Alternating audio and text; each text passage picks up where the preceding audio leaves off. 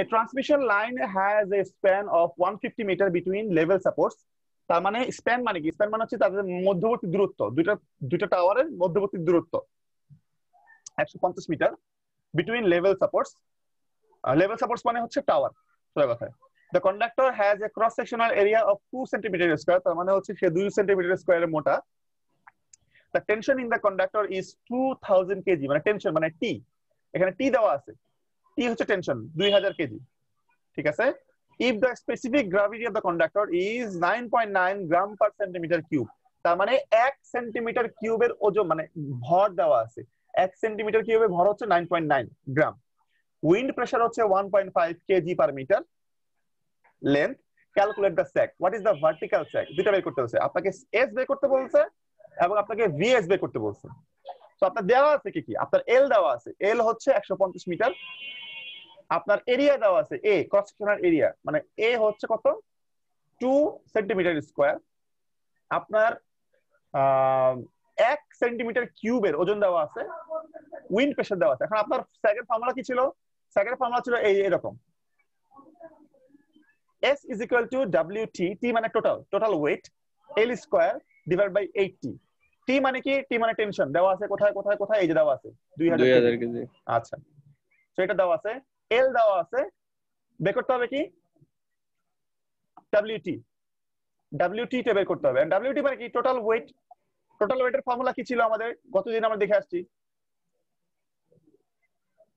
এই যে এইটা, তাই না? এখানে এটা হচ্ছে আমার কন্ডাক্টরের ওজন মানে তারের ওজন, এটা হচ্ছে আইস মানে বরফের ওজন, আর এটা হচ্ছে বাতাসের প্রেসার। কারণ বরফ তো নাই, বরফের কথা বলে নাই আমার এখানে, তার মানে এটা বাদ থাকলো কি? ডাব্লিউ। এখন ডাব্লিউ যদি আমি বের করতে যাই, ডাব্লিউ কিভাবে বের করতে হবে? ডাব্লিউটা কিভাবে বের করতে হয় দেখেন খেয়াল করে।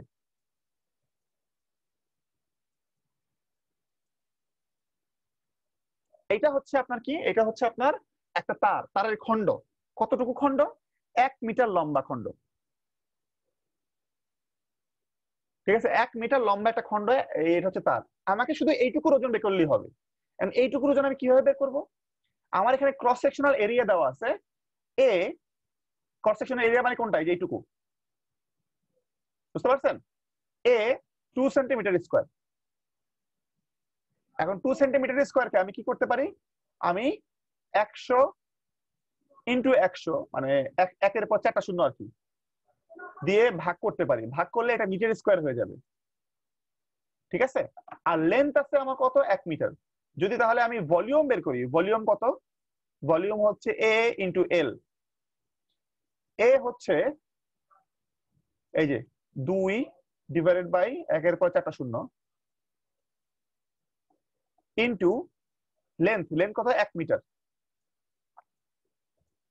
এটা ছিল মিটার স্কয়ার, এটা ছিল মিটার। দুইটা মিলে কত আসে দেখেন তো? দুইটা মিলে আসে 2 ইন্টু 10 টু দি পাওয়ার, দেখে আসি, 2 ইন্টু 1 ডিভাইডেড বাই 1000, 4টা শূন্য, কত আসে? 2 into 10 to the power 4 minus 4 আর কি। তো আসে কত? 2 into 10 to the power minus 4 metre square, মানে মিটার কিউব, মিটার স্কয়ার না, কারণ এখানে মিটার স্কয়ার আছে, এখানে আছে মিটার, মিটার কিউব।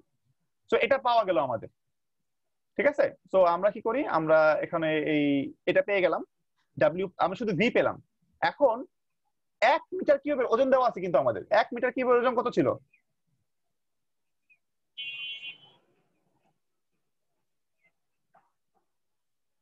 এক মিটার কিউবের ওজন কত ছিল দেখেন তো?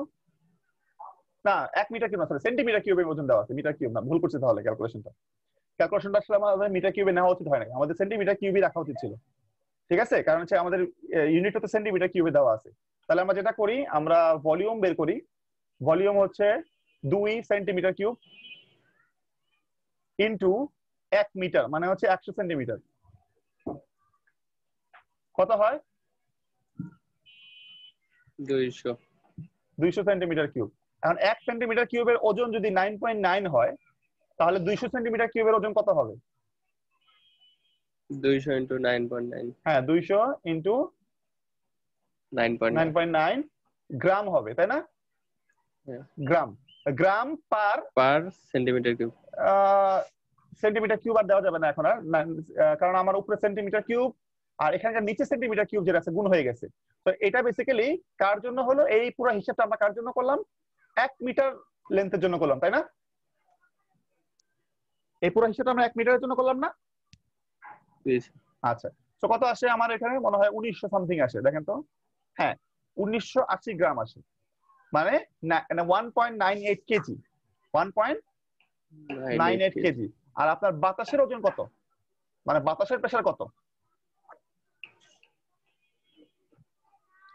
তো আমি এখানে 1.98 কেজি পেয়ে গেলাম, 1.5 কেজি পার মিটার। সো এটাকে যদি আমি ওই যে আমাদের আগের ফর্মুলায় বসাই, সো কত আসে দেখেন তো, 2.48 কেজি। সো আমি যদি এই ফর্মুলায় এটা বসাই দেই, আমাদের পেয়ে গেলাম কত, 3.48 মিটার। এটা হচ্ছে আমাদের স্যাগ। তারপর আমাদেরকে বলছে ভার্টিক্যাল স্যাগ বের করার জন্য। এখন ভার্টিক্যাল স্যাগের একটা ফর্মুলা আছে, ফর্মুলাটা কি?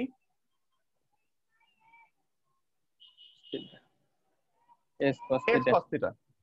S cos theta। cos theta আসলে কি? cos theta ফর্মুলাটা কি ছিল? কোথায় লেখা আছে? কোথায় লেখা আছে? লেখা আছে, অবশ্যই লেখা আছে, এই যে cos theta দেওয়া নাই, বাট tan theta দেওয়া আছে। বুঝতে পারছেন? cos theta দেওয়া নাই, কিন্তু কি আছে? tan theta আছে। সো আপনি যদি মানে tan theta জানেন, তাহলে এখান থেকে থিটার ভ্যালু বের করতে পারবেন না? ইনভার্স tan করে। বুঝতে পারছেন? অথবা এখান থেকে cos theta বের করেন, দেখেন এখান থেকে cos theta বের করেন। আপনি জানেন কি কি? আপনি এইটা জানেন, জানেন না এটা, যেটা হচ্ছে ওয়েট। আপনি এইটা জানেন, যেটা হচ্ছে উইন্ডের ওয়েট। আপনি এইটাও জানেন, যেটা হচ্ছে টোটাল ওয়েট। তাহলে আপনার যদি থিটা এটা হয়, তাহলে এখান থেকে cos theta বের করতে পারবেন না? cos theta ফর্মুলা কি? ভূমি বাই অতিভুজ, তাই না? ভূমি বাই অতিভুজ ভুলে গেছেন নাকি? জি স্যার, মনে আছে। মনে আছে, ভূমি বাই অতিভুজ। এখানে ভূমি কোনটা বলেন, কোনটা ভূমি? ভূমি স্যার এই W + W1। হ্যাঁ, W + WI, মানে আইস, W + WI। আর অতিভুজ কোনটা? অতিভুজ হলো WT। WT। এই যে পেয়ে গেছেন, ঠিক আছে? তো এটা হচ্ছে cos theta ফর্মুলা। এখন আপনার তো আইস নাই, আইস আছে কি না, আপনি এটা বাদ দিয়ে দেন, তাহলে আপনার cos theta হ্যাঁ দাঁড়ালো কি? উপরে হচ্ছে 1.98 আর নিচে কত দাঁড়াচ্ছে? 2 পয়েন্ট সামথিং কিছু দাঁড়াচ্ছে, মনে হয় 48। তো এটা হচ্ছে আপনার cos theta ভ্যালু। বুঝতে পারছি? আচ্ছা, তো এবার তারপর যান, তারপর চলে যান এই যে, হ্যাঁ এখানে আপনি লেখেন যে আমার ভার্টিক্যাল স্যাগ হচ্ছে S cos theta, S এর ভ্যালু হচ্ছে 3.48 পেয়ে গেলাম। আর cos theta ভ্যালু কি? আপনার এই যে এটুকু আসলে দরকার নাই, এই অ্যাঙ্গেলটা দরকার নাই, বের করার দরকার নেই। কারণ আপনি কি জানেন, আপনি কিন্তু ডিরেক্টলি cos theta ভ্যালু জানেন, তাই না? কত?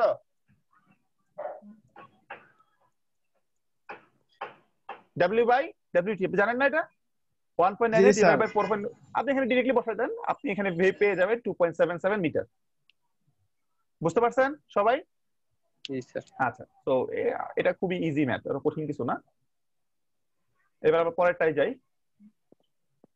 এখানে বলছে transmission line has a span of 200 metre between level supports. The conductor has a cross sectional area of 1.929 centimetre square, weight হচ্ছে 1170 kg per kilometre, has a breaking stress of, breaking stress মানে কি? মানে যতটুকু stress তাকে দিলে কি হবে, সে ছিঁড়ে যাবে। আপনার ওয়েট দেওয়া আছে আর ব্রেকিং স্ট্রেস দেওয়া আছে। ব্রেকিং স্ট্রেস কিন্তু আপনার আলটিমেটলি ওই ওয়েটে সে নাই, বাট ওই ওয়েট পর্যন্ত তাকে দিলে সে ছিঁড়ে যাবে। আপনাকে সেফটি ফ্যাক্টর দেওয়া আছে কত? 5। সেফটি ফ্যাক্টর শব্দটা মানে কি? সেফটি ফ্যাক্টর শব্দটা মানে হচ্ছে যে আপনাকে এখন যতটুকু ওজন দেওয়া হয়েছে তার থেকে 5 গুণ ওজন দিলে আপনি ছিঁড়ে যাবেন। বুঝতে পারছেন? হ্যালো, আপনাকে এখন আবার দেখায়, আপনাকে এখন যা টেনশন দেওয়া হয়েছে তার থেকে 5 গুণ বেশি টেনশন দিলে আপনি ছিঁড়ে যাবেন। তো 5 গুণ বেশি টেনশন হচ্ছে এইটা, ঠিক আছে? তাহলে টি কত হবে বলেন তো? এই যে এটার 5 ভাগের 1 ভাগ না? 5 ভাগের 1 ভাগ হবে। 5 ভাগের 1 ভাগ। তো আমরা লিখতে পারি আমাদের টি হচ্ছে কত? টি হচ্ছে ডিভাইড বাই 5। কত সেটা? 1. 088। তবে এখানে একটা 1.29 গুণ আছে। কেন এটা 1.29 গুণ আছে আমি পরে বলতেছি, পরে আসতেছি। A transmission line has a span of 200 metre, তার মানে L হচ্ছে 200 metre. The conductor has a cross sectional area of 1.29 centimetre square. Weight হচ্ছে 1170 কেজি পার কিলোমিটার। সো ওয়েটটা লিখে আমরা 1170 পার কিলোমিটার। সো এটাকে পার মিটারে আনতে হবে, এজন্য 1000 দিয়ে ভাগ, এইজন্য 1.17 কেজি পার মিটার হয়ে গেল। এবার আমরা আসি, ব্রেকিং স্ট্রেস হচ্ছে 4218 কেজি পার সেন্টিমিটার স্কয়ার। প্রত্যেক সেন্টিমিটার স্কয়ারে হচ্ছে আপনার এত, তাহলে 1.29 সেন্টিমিটার স্কয়ারে কত হবে? 1 সেন্টিমিটার স্কয়ারে যদি আপনার 4218 হয়, তাহলে 1.29 সেন্টিমিটার স্কয়ারে কত হবে? ভাগ না, গুণ হবে, তাই না? জি স্যার। গুণ হবে 4218 গুণন ইনটু 1.29। 1.29। ঠিক আছে, এখন এইটা হচ্ছে আপনার ব্রেকিং স্ট্রেস, মানে এইটার জন্য। ডিভাইডেড বাই 5 করলে কি হবে? ডিভাইড বাই 5 করলে কি হবে? আমাদের টেনশন পাওয়া যাবে না? ডিভাইড বাই 5 করলে কি হবে? টেনশন পাওয়া যাবে না? স্যার হ্যাঁ, এখন আমি বলি, যারা বুঝতে পারেন না তাদেরকে বলে দিই। নরমালি ব্রেকিং স্ট্রেসটা আপনাকে শুধু কেজিতে দেওয়া হয়। ব্রেকিং স্ট্রেসটা শুধু কেজিতে দেওয়া হয়, বাট এখানে আপনাকে একটু ঘোরানোর জন্য ও একটা পার সেন্টিমিটার স্কয়ার দিয়ে দিচ্ছে। বাট আপনার তো আর তারটা 1 সেন্টিমিটার স্কয়ার না, আপনার তারটা হচ্ছে 1 সেন্টিমিটার থেকে একটুখানি বড়। তার মানে আপনার ব্রেকিং স্ট্রেসটা একটুখানি বেশি হবে না? জি স্যার। এই জন্য 1.29 দিয়ে এটাকে গুণ করে নিতে হয় আগে, তারপরে ডিভাইড বাই 5 করতে হয়। এবার যে স্যার বলছেন সে কোশ্চেন করেন। স্যার আমার কোশ্চেনটা ছিল এটা যে আপনার এখানে ব্রেকিং স্ট্রেস দেওয়া আছে 4218 কেজি হ্যাঁ পার সেন্টিমিটার স্কয়ার, হ্যাঁ আর এইখানে আপনাদের সেফটি ফ্যাক্টর দেওয়া আছে হচ্ছে 5। আপনি হ্যাঁ প্রথমে বললেন স্যার এটা মানে এটার 5 গুণ হচ্ছে এই যে 4218, এটাকে হ্যাঁ আমরা ভাগ দিলে তো স্যার হ্যাঁ আমাদের হ্যাঁ যে হ্যাঁ ঠিক টেনশনটা আছে। পাওয়া যাবে, কিন্তু হ্যাঁ এইখানে আমাদের 1.29 টা আবার গুণ আচ্ছা করা আচ্ছা আচ্ছা, এক্সট্রা করে। হ্যাঁ হ্যাঁ আমি বলি ওই যে 4218 কেজি পার সেন্টিমিটার স্কয়ার যে ব্রেকিং স্ট্রেস দেওয়া আছে, ওটা হচ্ছে 1 সেন্টিমিটার স্কয়ার তারের জন্য। আর সেফটি ফ্যাক্টর যে 5 দেওয়া আছে ওইটা সবার জন্য, ওটা আসলে কোনো ব্যাপার না, সেফটি ফ্যাক্টর তো ফ্যাক্টরি। সো আপনি যদি 4218 কে 5 দিয়ে ভাগ করেন, যেই টেনশন পাবেন ওইটা হচ্ছে 1 সেন্টিমিটার স্কয়ার তারের জন্য। কিন্তু আপনার তার তো আর 1 সেন্টিমিটার স্কয়ার না, আপনার তারটা আরেকটু মোটা। এই কারণে আপনার মানে কি হবে, আপনার ব্রেকিং স্ট্রেসটা তো বেশি হবে না?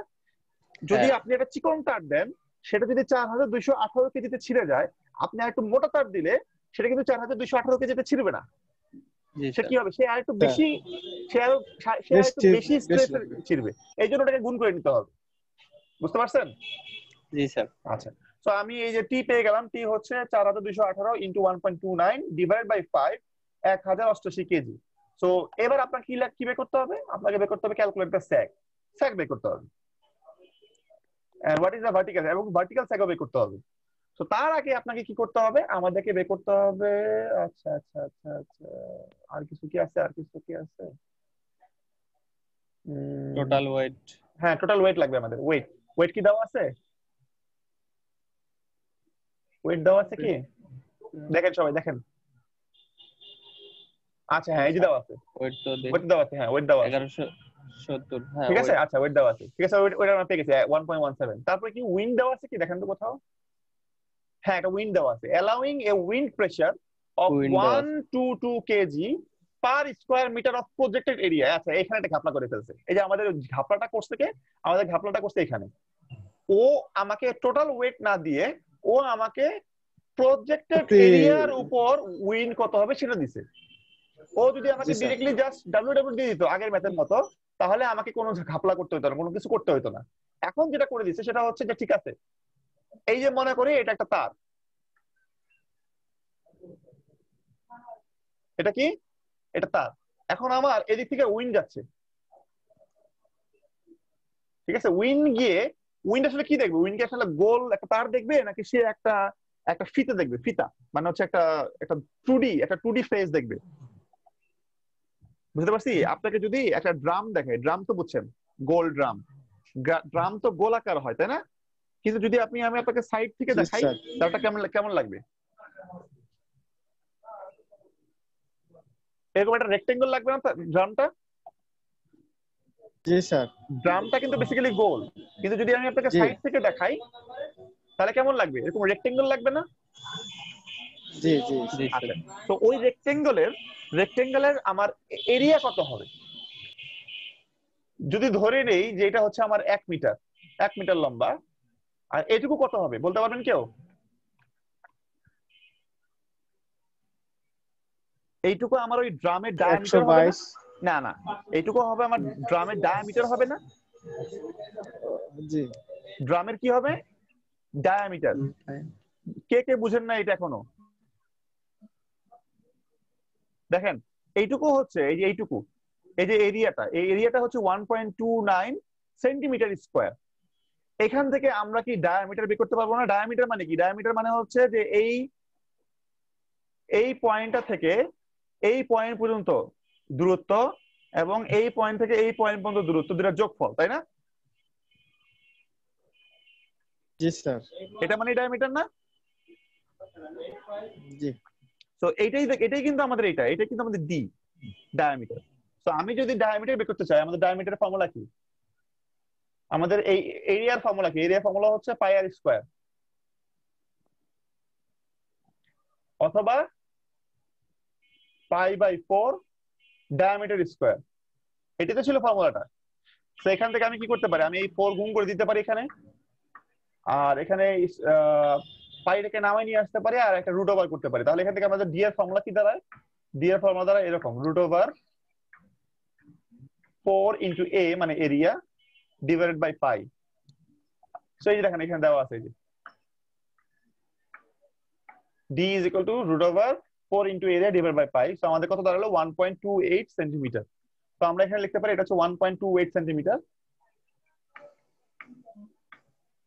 আর এটা হচ্ছে 100 সেন্টিমিটার, মানে 1 মিটার সোজা কথায়। তো আমি যদি এখানে আপনার ইয়ে বের করতে চাই, এরিয়া বের করতে চাই, এরিয়াটা হবে 1.28 ডিভাইডেড বাই 10⁻², মানে 100 দিয়ে ভাগ করতে হবে কারণ এটাকে মিটারে আনতে হবে, ইন্টু 1 মিটার। আর এখানে দেওয়া আছে 122 KG per metre, square metre আর কি। তো আমি 122 গুণ করলাম, কত দাঁড়ালো? 1.56 কেজি। জাস্ট আমাকে যদি এইটুকু বলে দিত তাহলে কিন্তু আমাদের ম্যাথ অনেক সহজ হয়ে যেত, আমাদের এত কিছু করতে হতো না। কিন্তু ও এটা না করে কি করছে? ও বলে দিচ্ছে যে ঠিক আছে, আমার পার স্কোয়ার মিটারে আমার প্রেশারটা হচ্ছে 122। তাহলে আমার কতটুকু স্কোয়ার মিটার আছে এক মিটারের মধ্যে বের করতে হবে। কিভাবে? এটা হচ্ছে 1 মিটার, আর এটা হচ্ছে 1.28 সেন্টিমিটার। তো আমার এরিয়া কত দাঁড়ালো দেখি? 1.28 কে আমি 100 দিয়ে ভাগ করব, তাহলে এটা মিটার হয়ে গেল, ইন্টু লেন্থ আছে 1 মিটার, এটাতেও মিটার দিয়ে গুণ দিব, তাহলে আমার মিটার স্কোয়ার হয়ে গেল। তো মিটার স্কোয়ারকে আমি 122 কেজি দিয়ে গুণ করব, তাহলে কত দাঁড়ালো? 1.56 কেজি। তো এটা হয়ে গেল আমাদের ডাব্লিউ। তো এখান থেকে আমরা ডাব্লিউ কি বের করব? ওই যে ফর্মুলা অলরেডি দেওয়া আছে 1.595 কেজি। এবার আমরা স্ল্যাং স্ট্যাক বলে এটাকে। একটু ওয়েট করেন, ফোন আসছে।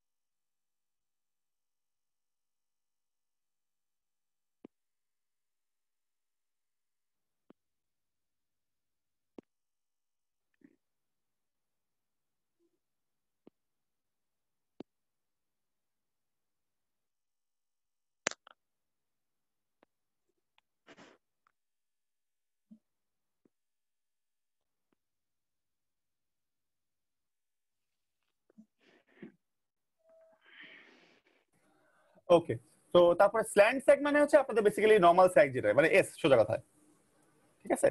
সো আপনার স্যাগ বের হলো s = wt/l² / 80, ফর্মুলা ফেললাম হয়ে গেল। কত বের হলো 8.96 মিটার। আপনাদের ভেবে করতে হবে ভার্টিক্যাল স্যাগ মানে vs, vs এর ফর্মুলা কি? Hello, s cos θ। So s এর ভ্যালু আপনি জানেন এই 8.96, আর cos θ এর ভ্যালু আপনি জানেন w/wt।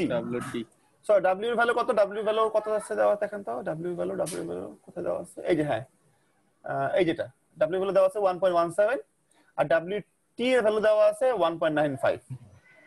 সো আপনি যদি এই দুটোকে ভাগ করেন আপনার কিন্তু পেয়ে যাবেন কোথায়, এই যে দেখেন পাওয়া গেছে।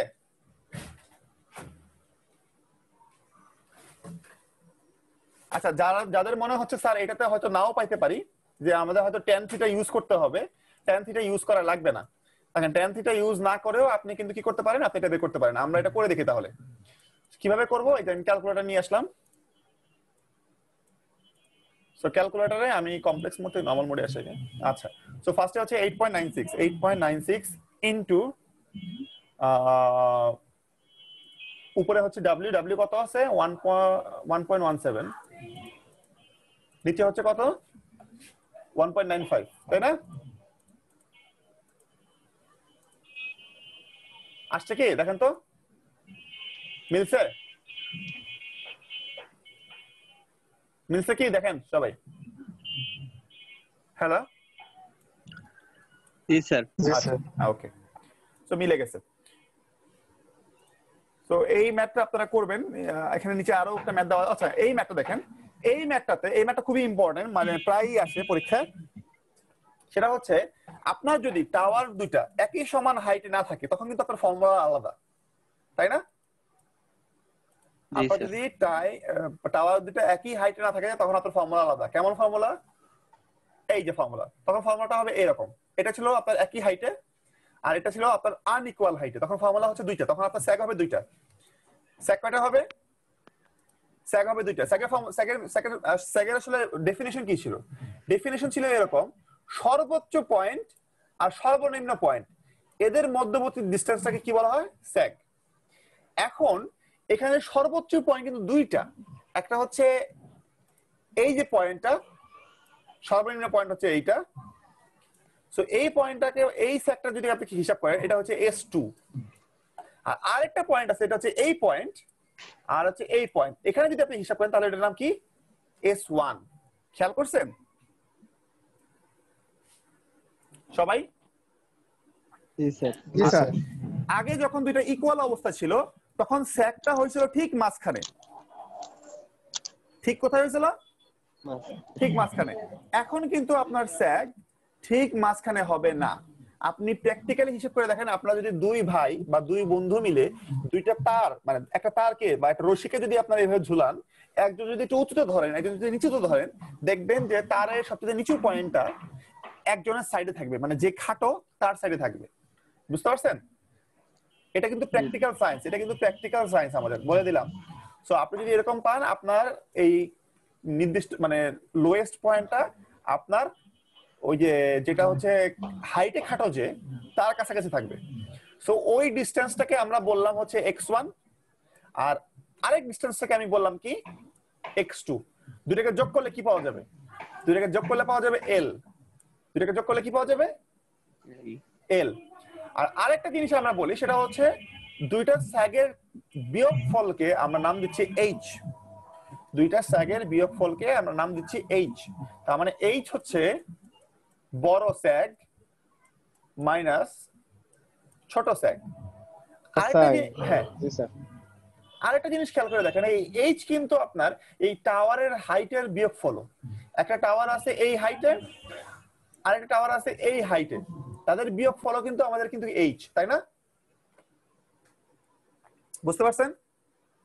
জি স্যার। আচ্ছা, আগের ফর্মুলাতে আপনার ফর্মুলাটা ছিল WL²/80, কিন্তু অ্যাকচুয়াল ফর্মুলা কিন্তু এটা ছিল না। অ্যাকচুয়াল ফর্মুলা ছিল এইটা, অ্যাকচুয়াল ফর্মুলা ছিল WX²/2t।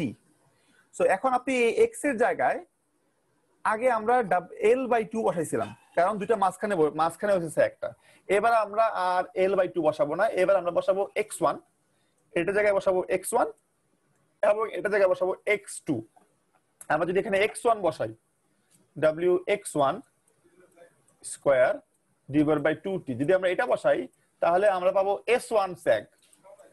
আর আমরা যদি x1 এর জায়গায় x2 বসাই তাহলে কি পাবো? s2 sag। বুঝতে পারছেন সবাই? হ্যালো, জি স্যার, বুঝতে পারছি। ঠিক আছে।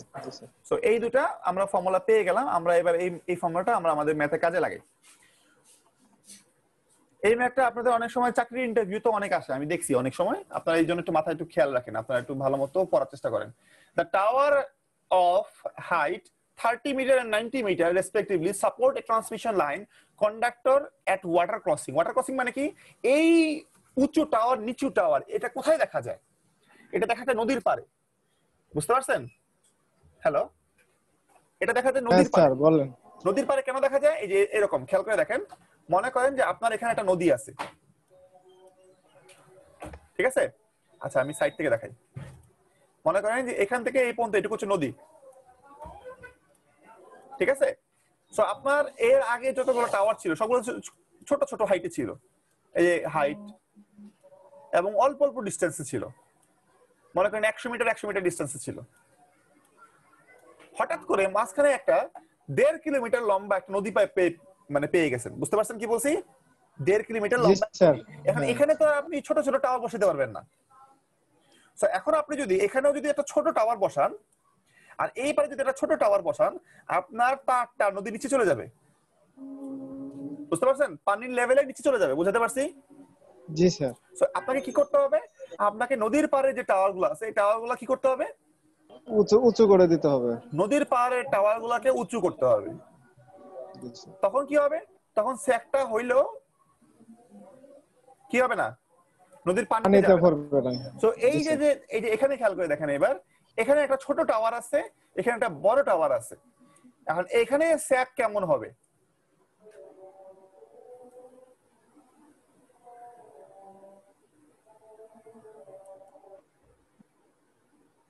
বুঝতে পারছেন? এই যে এখানে আমাদের স্পেসিফিক এই ম্যাথটা আসলে এই ম্যাথটা এই জায়গার ম্যাথটুকু ক্লিয়ার? জি স্যার, বুঝতে পারছি। আমাদের ম্যাথটা আসলে এই জায়গার ম্যাথটুকু। ওকে সবাই? এগুলো কিন্তু সব প্র্যাকটিক্যাল ম্যাথ। আপনাদের কিন্তু প্র্যাকটিক্যাল যদি আপনাদেরকে পাঠানো হয় ডিজাইন করার জন্য, আপনাকে কিন্তু এগুলো চিন্তা করতে হবে, এইভাবে ক্যালকুলেশন করতে হবে। দেখেন একটা টাওয়ার আছে 30 মিটার, একটা টাওয়ার আছে 90 মিটার। সো আপনাকে এখানে একটা ট্রান্সমিশন লাইন বসিয়ে দিল। তাও বললো যে হরিজন্টাল ডিসটেন্স বিটুইন টাওয়ার, মানে দুইটার মাঝামাঝি ডিসটেন্সটা হচ্ছে 500 মিটার। দুই টাওয়ারের মাঝে গ্যাপটা হচ্ছে 500 মিটার, মানে এল হচ্ছে 500 metre. Tension in the conductor হচ্ছে 1600 kg. Find the minimum clearance between conductor and the water and the clearance and the midway between support। মনে করেন আপনার নিচে দিয়ে পানি আছে, তারপরও আপনাকে একটা ছোট টাওয়ার একটা বড় টাওয়ার দেওয়া হয়েছে, ঠিক আছে? হইতেই পারে, মনে করেন যে বন্যার সময় পানি আসে, বন্যার সময় আপনার পানিটা একটু বেশি হয়ে যায়, হইতেই পারে না? আপনার একটু আগে যে ইয়েটা দেখাইলাম, একটু আগে আপনাকে যে কেসটা দেখাইলাম, ওখানে কেমন কেস ছিল? আমি বললাম যে নদীটা এখান থেকে এই পর্যন্ত, বড় টাওয়ারটা এখানে, ছোট টাওয়ারটা এখানে। তো এমন হতে পারে না যে বন্যার পানি চলে আসছে এখানে চলে আসছে। বুঝতে পারছেন? জি স্যার। আপনি এরকম কেস পাইতে পারেন। সো ওরা জাস্ট আপনাকে বলছে যে ক্রসিং এর মধ্যে আপনাকে এটা হিসাব করতে হবে। এখন আপনাকে বের করতে হবে কি? আপনাকে বের করতে হবে মিনিমাম ক্লিয়ারেন্স। মিনিমাম ক্লিয়ারেন্স মানে কি? মানে পানি থেকে লোয়েস্ট পয়েন্টের গ্যাপ কতটুকু, এটাকে বলা হয় মিনিমাম ক্লিয়ারেন্স। আচ্ছা, তারপর বলা হয়েছে clearance at the midway. Midway মানে কি? একদম মাঝামাঝি, মানে মিডওয়ে মানে কি? মানে যে 250 মিটারের মাঝামাঝিতে যেখানে আছে ওইখানে ক্লিয়ারেন্স কত হবে? বুঝতে পারছেন? ও ধরে নিলাম আমার 250 হচ্ছে এটা হচ্ছে আমার মিডওয়ে। আসলে তো এটা মিডওয়ে না, মিডওয়ে আসলে এখানে, ঠিক আছে? ধরে নিলাম মিডওয়ে এটা আমার, এখানে আমার গ্যাপ কতটুকু সেটা বের করতে হবে, আর আমার লোয়েস্ট পয়েন্টে গ্যাপ কতটুকু সেটা বের করতে হবে। ওকে সবাই? সো আমি কি করব? আমাকে আগে যা যা দেওয়া আছে লিখি আমরা। আমার এল হচ্ছে 500 মিটার, ডব্লিউ হচ্ছে 1.5 কেজি, টি হচ্ছে 1600 কেজি। তাহলে আমার এইচ কত দাঁড়ালো? এইচ দাঁড়ালো হচ্ছে 90 মাইনাস 30, কারণ আমার হাইট দেওয়া আছে। টোটাল হাইট হচ্ছে, বড় হাইট হচ্ছে 90, ছোট হাইট হচ্ছে 30, বিয়োগ করলে 60। এখন আমাকে x1 প্লাস x2 হচ্ছে 500 মিটার। কিভাবে 500 মিটার? এই যে ছোট টাওয়ার থেকে লোয়েস্ট পয়েন্টের ডিসটেন্সটাকে বলা হচ্ছে x1, আর বড় টাওয়ার থেকে লোয়েস্ট পয়েন্টে মানে স্যাক পয়েন্টের ডিসটেন্সটাকে বলা হচ্ছে x2। দুটাকে যদি যোগ করি তাহলে আসবে 500 মিটার, আমি জানি সেটা। জি স্যার। তো আমি দুইটার জন্যই s বের করলাম। s1 হচ্ছে কত? wx স্কয়ার মানে x1 square divide by 2t, s2 হচ্ছে wx2 square divide by 2t। আর আমি যদি এই দুটোকে বিয়োগ করি s2 মাইনাস s1 যদি করি s2 মাইনাস s1, কারণ আমি কিন্তু বলছিলাম টাওয়ার দুইটার গ্যাপকেও বলা হয় h, আর বড় স্যাগ মাইনাস ছোট স্যাগ এটাকেও কি বলা হয়? এইচ বলা হয়। তো h দেখলাম s2 minus s1 wx2 square divide by 2t wx1 square divide by 2t, আর h এর ভ্যালু আছে কত? 60, সেটা আমি অলরেডি জানি, লিখলাম। এখান থেকে কি কমন যায়? এখান থেকে w বাই 2t এটা কমন যায়, তাই না? কমন নিলাম, থাকবে কি x2 square minus x1 square. এটাকে কি ফর্মুলা ফেলা যায় না? হ্যাঁ জি স্যার। যদি এ পয়েন্টটা যদি উঁচু হইতো তাহলে এখানে কি s1 s2 হইতো? হ্যাঁ হ্যাঁ তাই হইতো। উল্টা যাইতো, হ্যাঁ উল্টা যাইতো। উল্টা যেত, এটা আপনার উপর, আর সমস্যা নাই, উল্টা যেত। ওকে, ঠিক আছে। সো x2 মানে যেটার হাইট বেশি সেটা হ্যাঁ সেটা বড়, ছোটটার। হ্যাঁ যেটা আমার হাইট বেশি ওইটা থেকে বড়টাকে ছোটটাকে বাদ দিতে হবে। Okay sir. তারপর কি হয়? এই যে এখানে x2 square minus x1 square আসে, তাই না? জি স্যার। এটা a square minus b square formula, a plus b a minus b ফর্মুলায় বসে। বুঝতে পারছি? এটা মনে আছে ফর্মুলাটা? জি স্যার। বীজগণিতের formula plus b into a minus b। হ্যাঁ মনে আছে আপনাদের, তাহলে ভালো। জি স্যার। ঠিক আছে, অনেকে থাকে না মনে। লিখলাম। সো এখানে x2 প্লাস x1 এইটার ভ্যালু আপনারা জানেন, বলেন তো কত? 500 মিটার। Exactly 500 metre. এই যে দেওয়া আছে, 90 না 500 মিটার। 500 মিটার। আপনি কি জানেন নাকি? আপনি এখানে আর কি জানেন না? আপনি জানেন w জানেন, আপনি t জানেন, আপনি এইটা জানেন, আপনি জানেন না হচ্ছে x2 মাইনাস x1 এর ভ্যালু আপনি জানেন না। তো আপনি যদি এর ভ্যালু মানে বসায় বের করতে চান, আপনি দেখবেন যে দাঁড়াবে কত? 256 metre. So x1 plus x2 এটা হচ্ছে 500 মিটার, x2 মাইনাস x1 এটা হচ্ছে 256 মিটার।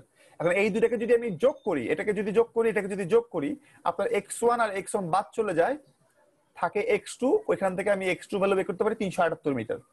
আর দুটাকে যদি আমি বিয়োগ করি তাহলে এই x2 আর এই x2 বাদ চলে যায়, থাকে হচ্ছে x1। ওইখান থেকে আমি বের করতে পারি 122 মিটার। নরমাল বীজগণিত, একদম নরমাল বীজগণিত। সো এখান থেকে আমি x1 x2 পেয়ে গেলাম। সো আমি ওই স্যাগের ফর্মুলায় বসাই, আমার ছোট স্যাগ পাওয়া গেল 7 মিটার। আর আমি যদি বড় স্যাগে বসাই তাহলে বড় স্যাগের ভ্যালু পাওয়া যাবে মনে করেন যে 67 মিটার সামথিং কিছু একটা। এটা পাওয়া গেলেই হলো, সমস্যা নেই। সো দেখেন খেয়াল করে, এইটুকু পাওয়া গেল কত? 7 মিটার। টোটাল হাইট কত? 30 মিটার। তাহলে এইটুকু কত হবে? কিটা বাদ দিলেই তো হচ্ছে স্যার। হ্যাঁ 30 থেকে 7 থেকে বাদ দিলেই 23। জি স্যার। তো এটাই আমার এই ডিসটেন্সটা না, মিনিমাম ক্লিয়ারেন্স 23। বুঝতে পারছেন? জি স্যার। মিনিমাম ক্লিয়ারেন্স হচ্ছে 23। আচ্ছা, তাহলে আমরা একটা পয়েন্ট ধরি যেটা হচ্ছে মিড পয়েন্ট, যেটা নাম দিলাম আমরা পি। ওই পয়েন্টটা আমাদের এই যে লোয়েস্ট পয়েন্ট থেকে x দূরত্বে অবস্থিত। কত দূরত্বে? x দূরত্বে অবস্থিত। যদি তাই হয় আমরা কি করতে পারি? আমরা একটা ফর্মুলা করতে পারি। এখন দেখেন তো সবাই এক্সটা কি আসলে? এই এক্স এর যে গ্যাপটা, এক্স আসলে কি? এই ডিসটেন্সটা কত ডিসটেন্স বলেন? কত? 250। মিডল তো স্যার। মিডল পয়েন্ট তো, তাই না? 250। তাহলে এই ডিসটেন্সটা কত ডিসটেন্স হবে বলেন? 250 মাইনাস x1 না? অর্ধেক হবে। না না অর্ধেক না, অর্ধেক না, অর্ধেক না। 250 মাইনাস x1 হবে না? 250 মাইনাস x1। সো আমি x1 এর ভ্যালু কিন্তু আমি অলরেডি জানি, সেটা কত? 122। কত হয় তাহলে? 128। ওই যে অর্ধেক বলছেন না, একটু আগে বললাম না মাত্রা অর্ধেক হবে। দেখেন অর্ধেকের কাছাকাছি, কিন্তু 122 128 কাছাকাছি তারা, কিন্তু অর্ধেক না, কাছাকাছি, অর্ধেক না। 128। তো এখন আমি যদি এই ভ্যালুটা বসাই w x square divide by 2t, w value আমি জানি, x মানে হচ্ছে 128 বসাইলাম, 2 আমি জানি, t আমি জানি, যদি বসে কত আসে দেখেন তো 7.68।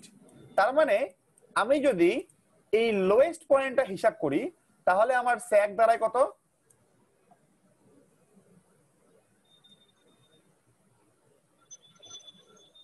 কত দাঁড়ায় 7 মিটার, তাই না? আমি যদি এই পয়েন্ট আর এই পয়েন্ট এই দুটার মধ্যে হিসাব করি তাহলে আমাদের গ্যাপ দাঁড়ায় কত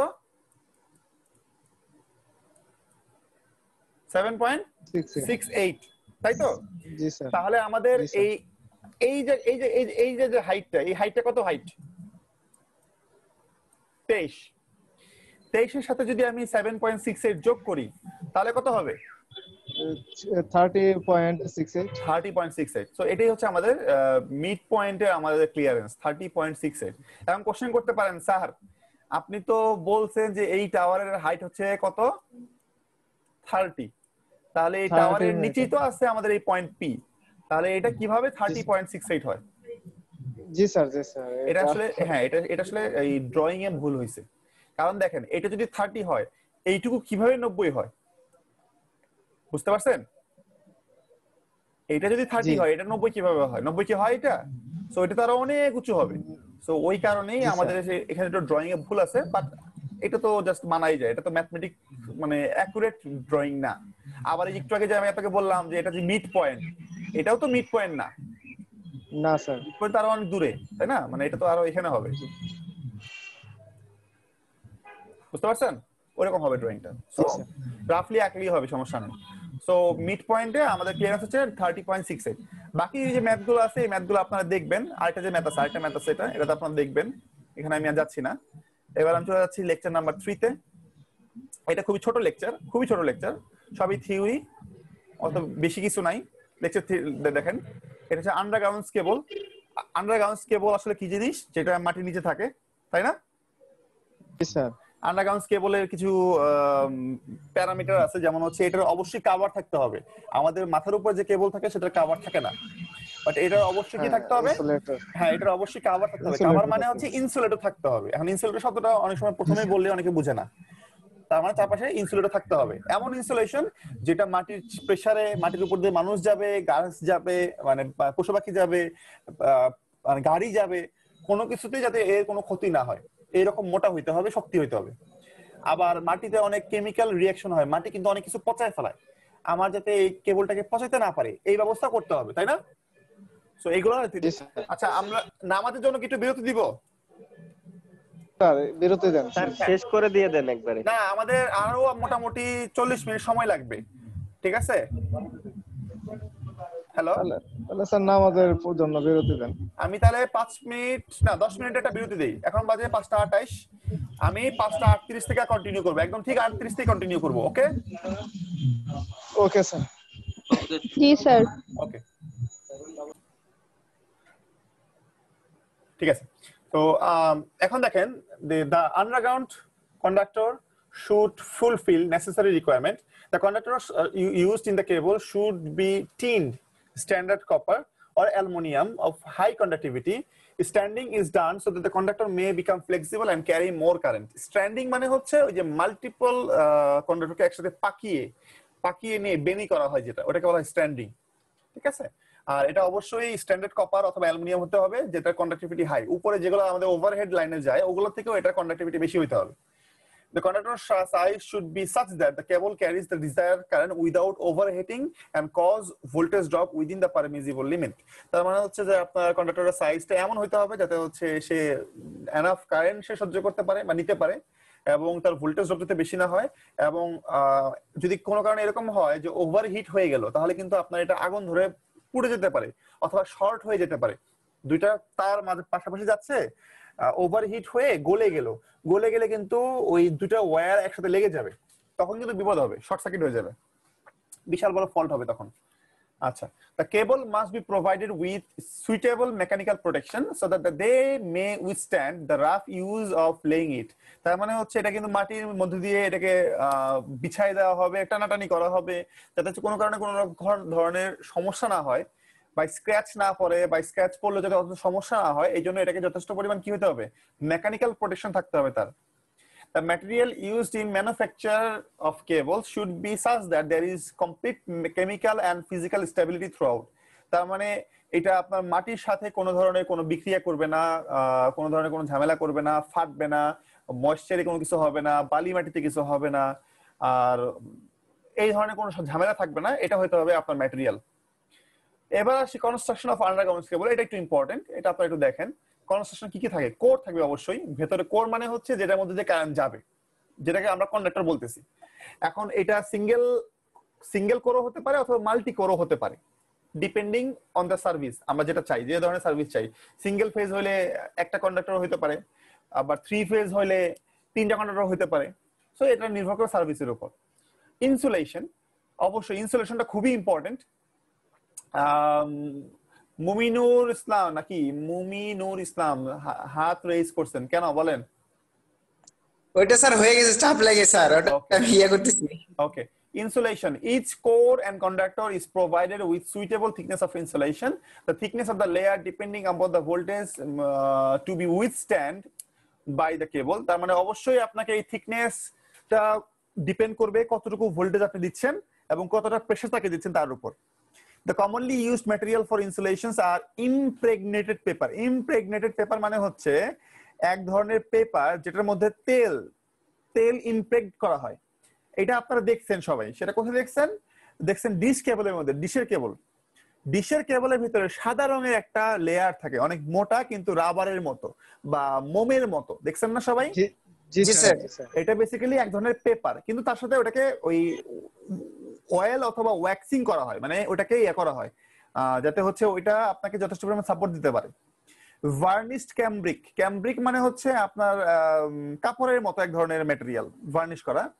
রাবার মিনারেল কম্পাউন্ড, রাবারের সাথে মিনারেলকে মিশিয়ে কম্পাউন্ড করা হয়, এটা হচ্ছে আপনার ইনসুলেশন। ঠিক আছে, তারপর আসি মেটালিক শীট। ইনসুলেশনের পরে আপনাকে একটা মেটালিক শীট, এটা কিন্তু শীট না, SEET না, শীত মানে হচ্ছে আগের দিনের সেনাবাহিনীরা বা সৈন্যরা যারা হচ্ছে যে তলোয়ার দিয়ে যুদ্ধ করতো, ওরা এক ধরনের মেটাল পরতো না, মানে মেটালের এক ধরনের কাপড় পরতো না, তলোয়ার লাগলেও কাটবে না। জি স্যার। হ্যাঁ, বাহুবলী দেখছেন, হ্যাঁ, ওটাকে বলা হয় মেটালিক শীট।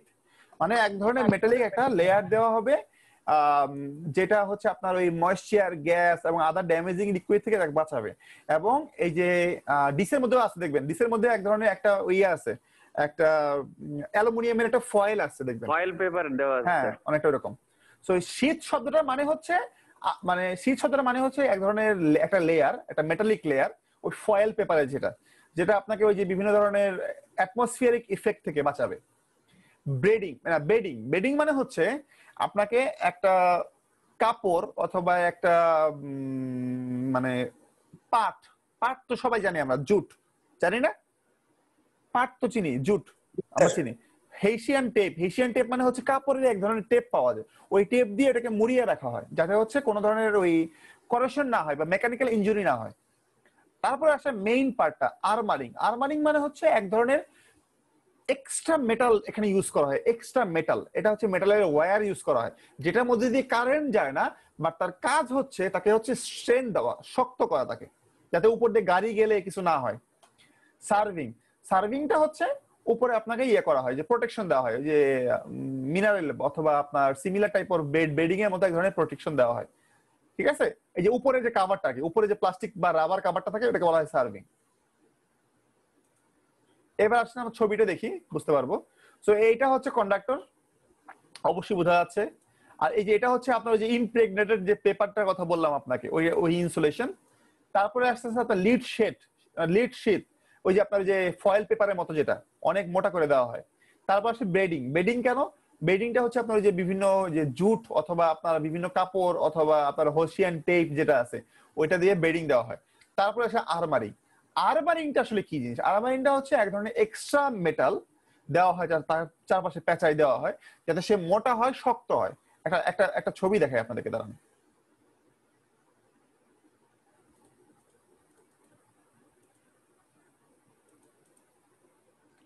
Construction of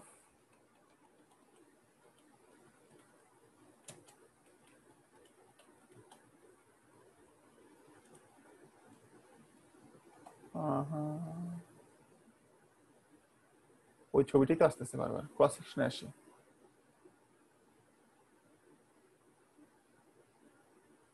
দাঁড়ান,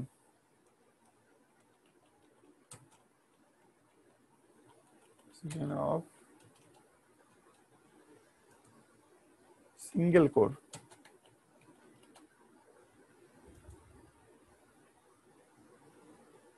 হ্যাঁ এই যে দেখেন, এই ছবিটা দেখেন, দেখতে পাচ্ছেন যে মাঝখানে যে কেবলটা আছে এইটা কিন্তু বেসিক্যালি আমাদের হচ্ছে কন্ডাক্টর। তারপরে দেওয়া আছে যে মেটালের আপনাদের পেপারের যে মোমের মতো যে শীটটা সেটা, তারপরে হাবি জাবি অনেক কিছু আছে। এইটা দেখেন, এই যে চারপাশ দিয়ে যে মেটাল দেখতে পাচ্ছেন না যেটা, এটা কি আসলে? এটা আসলে এক ধরনের কেবল, বাট তারা কন্ডাক্ট করবে না, ওরা শুধুমাত্র আপনাকে স্ট্রেংথ দিবে, এই তারটার মধ্যে একটা স্ট্রেংথ দিবে, এটাই হচ্ছে বেসিক্যালি ওর কাজ, সাপোর্ট দেওয়ার জন্য। হ্যাঁ সাপোর্ট দেওয়ার জন্য। তো এবার আসি ইনসুলেটিং ম্যাটেরিয়াল ইন কেবলস, কি কি ম্যাটেরিয়াল ইউজ করা হয়। কি কি ম্যাটেরিয়াল না, বেসিক্যালি মানে তার কি কি প্রপার্টিজ থাকতে হবে। High insulation resistance to avoid leakage current, কোনো কারেন্ট যাতে লিক না করে এই জন্য তার ইনসুলেশন রেজিস্ট্যান্সটা অনেক হাই হতে হবে। হাই ডাইইলেকট্রিক স্ট্রেংথ থাকতে হবে to avoid electrical breakdown of the কেবল, কোনো কারণে ভোল্টেজ বাড়াই দিলে সে যাতে কোনো কারণে ফেটে না যায়, ক্র্যাক না করে, তার যাতে ডাইইলেকট্রিক, তার মধ্যে যাতে ওটা কি বলে ম্যাগনেটিক ফিল্ড বেশি ক্রিয়েট না হয়, এই জন্য তার ডাইইলেকট্রিক স্ট্রেংথ অনেক বেশি হতে হবে। High mechanical strength to withstand the mechanical handling of the cable, আপনার মেকানিক্যাল স্ট্রেংথটাও বেশি হইতে হবে। অনেক নরম নরম ম্যাটেরিয়াল দিলে হবে না, অনেক শক্ত শক্ত ম্যাটেরিয়াল দিতে হবে, যাতে হচ্ছে সে ওই যে টানা হিসরা করবো, উপরে মাটি ফেলবো, কাটাকাটি করবো, যাতে এটা তো নষ্ট না হয়। নন হাইগ্রোস্কোপিক হইতে হবে, তার মানে সে মাটির ময়েশ্চারের সাথে কোনো ধরনের বিক্রিয়া করতে পারবে না, সে অ্যাবজর্ব করতে পারবে না। Moisture tends to decrease the insulation resistance and hasten the breakdown of the, এটা মানে ফাস্টেন হবে, হাস্টেন না, ফাস্টেন্স of the breakdown of the cable, তার মানে হচ্ছে এটা ফাস্টেন হবে, এফ হবে, এটা ফাস্টেন্স। তো ময়েশ্চার হবে কি, আপনার যদি ময়েশ্চার থাকে মাটির মধ্যে, মানে মাটি যদি ভেজা থাকে, তাহলে আপনার ইনসুলেশন রেজিস্ট্যান্সটা কমে যায় নরমালি, আর আপনার ব্রেকডাউনটা ইজি করে, সহজ করে, তাড়াতাড়ি করে। সো এই কেসে আপনার ইনসুলেশন ম্যাটেরিয়ালটা এমন হইতে হবে যাতে সে ওয়াটারপ্রুফের মতো কাজ করে এবং তার মধ্যে কোনো ধরনের বিক্রিয়া না হয়। নন ইনফ্লেমেবল হবে, খুবই ইম্পর্টেন্ট। এইটার কারণে কিন্তু ম্যাক্সিমাম জায়গায় আগুন লাগে, ওই যে বেশি বেশি বেশি কারেন্ট যায় তার মধ্যে দিয়ে, তার গরম হয়ে যায়, তার আশেপাশে যে ম্যাটেরিয়াল আছে সেগুলো সে গলায় ফেলে, তারপর দুই তারের মধ্যে শর্ট সার্কিট হয়ে যায় এবং আগুন লেগে যায়। সো এটা হচ্ছে মেইন। সো আপনার ইনসুলেটিং ম্যাটেরিয়াল নন ইনফ্লেমেবল হইতে হবে, তার মানে হচ্ছে তার মধ্যে আগুন লাগতে পারবে না। Low cost so as to make the underground cable is a viable proposition, তার মানে হচ্ছে আপনার পুরো সিস্টেমটাই লো কস্ট হইতে হবে, আদারওয়াইজ কেউ এই আন্ডারগ্রাউন্ড ইউজ করবে না। আন্ডারগ্রাউন্ড কিন্তু এমনিতেই অনেক এক্সপেন্সিভ, কিন্তু অনেক বেশি হয়ে গেলে এটা কেউ ইউজ করবে না। unaffected by acids and alkalis to avoid chemical action, অবশ্যই এটা অ্যাসিড অ্যালকালাইজ থেকে কেমিক্যাল অ্যাকশন হইতে পারবে না এর সাথে, কারণ আমাদের মাটির মধ্যে অনেক অ্যাসিড থাকে, অনেক অ্যালকালাইজ থাকে, এগুলো যাতে কোনো ধরনের কোনো রিঅ্যাকশন না করে। এবার আসি ক্লাসিফিকেশন অফ কেবল। একে 5 ভাগে ভাগ করা যেতে পারে। একটা হচ্ছে লো টেনশন কেবল, মানে এলটি কেবল, যেটা 1000 ভোল্ট পর্যন্ত সহ্য করতে পারে। হাই টেনশন কেবল মানে এইচটি কেবল, এটা হচ্ছে 1100 ভোল্ট মানে 11 কিলো ভোল্ট পর্যন্ত। সুপার টেনশন কেবল মানে এসটি কেবল, যেটা হচ্ছে 22 কিলো ভোল্ট থেকে 33 কিলো ভোল্ট পর্যন্ত। এক্সট্রা হাই টেনশন কেবল ইএইচটি কেবল, যেটা 33 থেকে 66 কিলো ভোল্ট পর্যন্ত। আর এক্সট্রা সুপার ভোল্টেজ কেবল, এটা হচ্ছে বিয়ন্ড 132 কেভি, মানে অনেক, মানে 132 থেকেও অনেক বেশি কি ক্যারি করতে পারে। এবার আসি insulation resistance of a single core cable. একটা সিঙ্গেল কোর কেবলের ইনসুলেশন রেজিস্ট্যান্সটা আমরা কিভাবে মাপবো, সেটা মাপার জন্য আমাদেরকে আসলে ম্যাথমেটিক্স মানে হচ্ছে আমাদের যে এই যে ক্যালকুলাস আছে, ক্যালকুলাসের সাহায্য নিতে হবে। একটা কেবল দেওয়া আছে মনে করেন,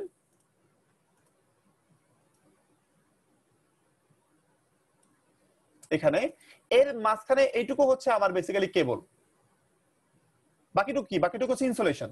এখন এই ইনসুলেশনের রেজিস্ট্যান্স কত হবে সেটা কিভাবে মাপবো?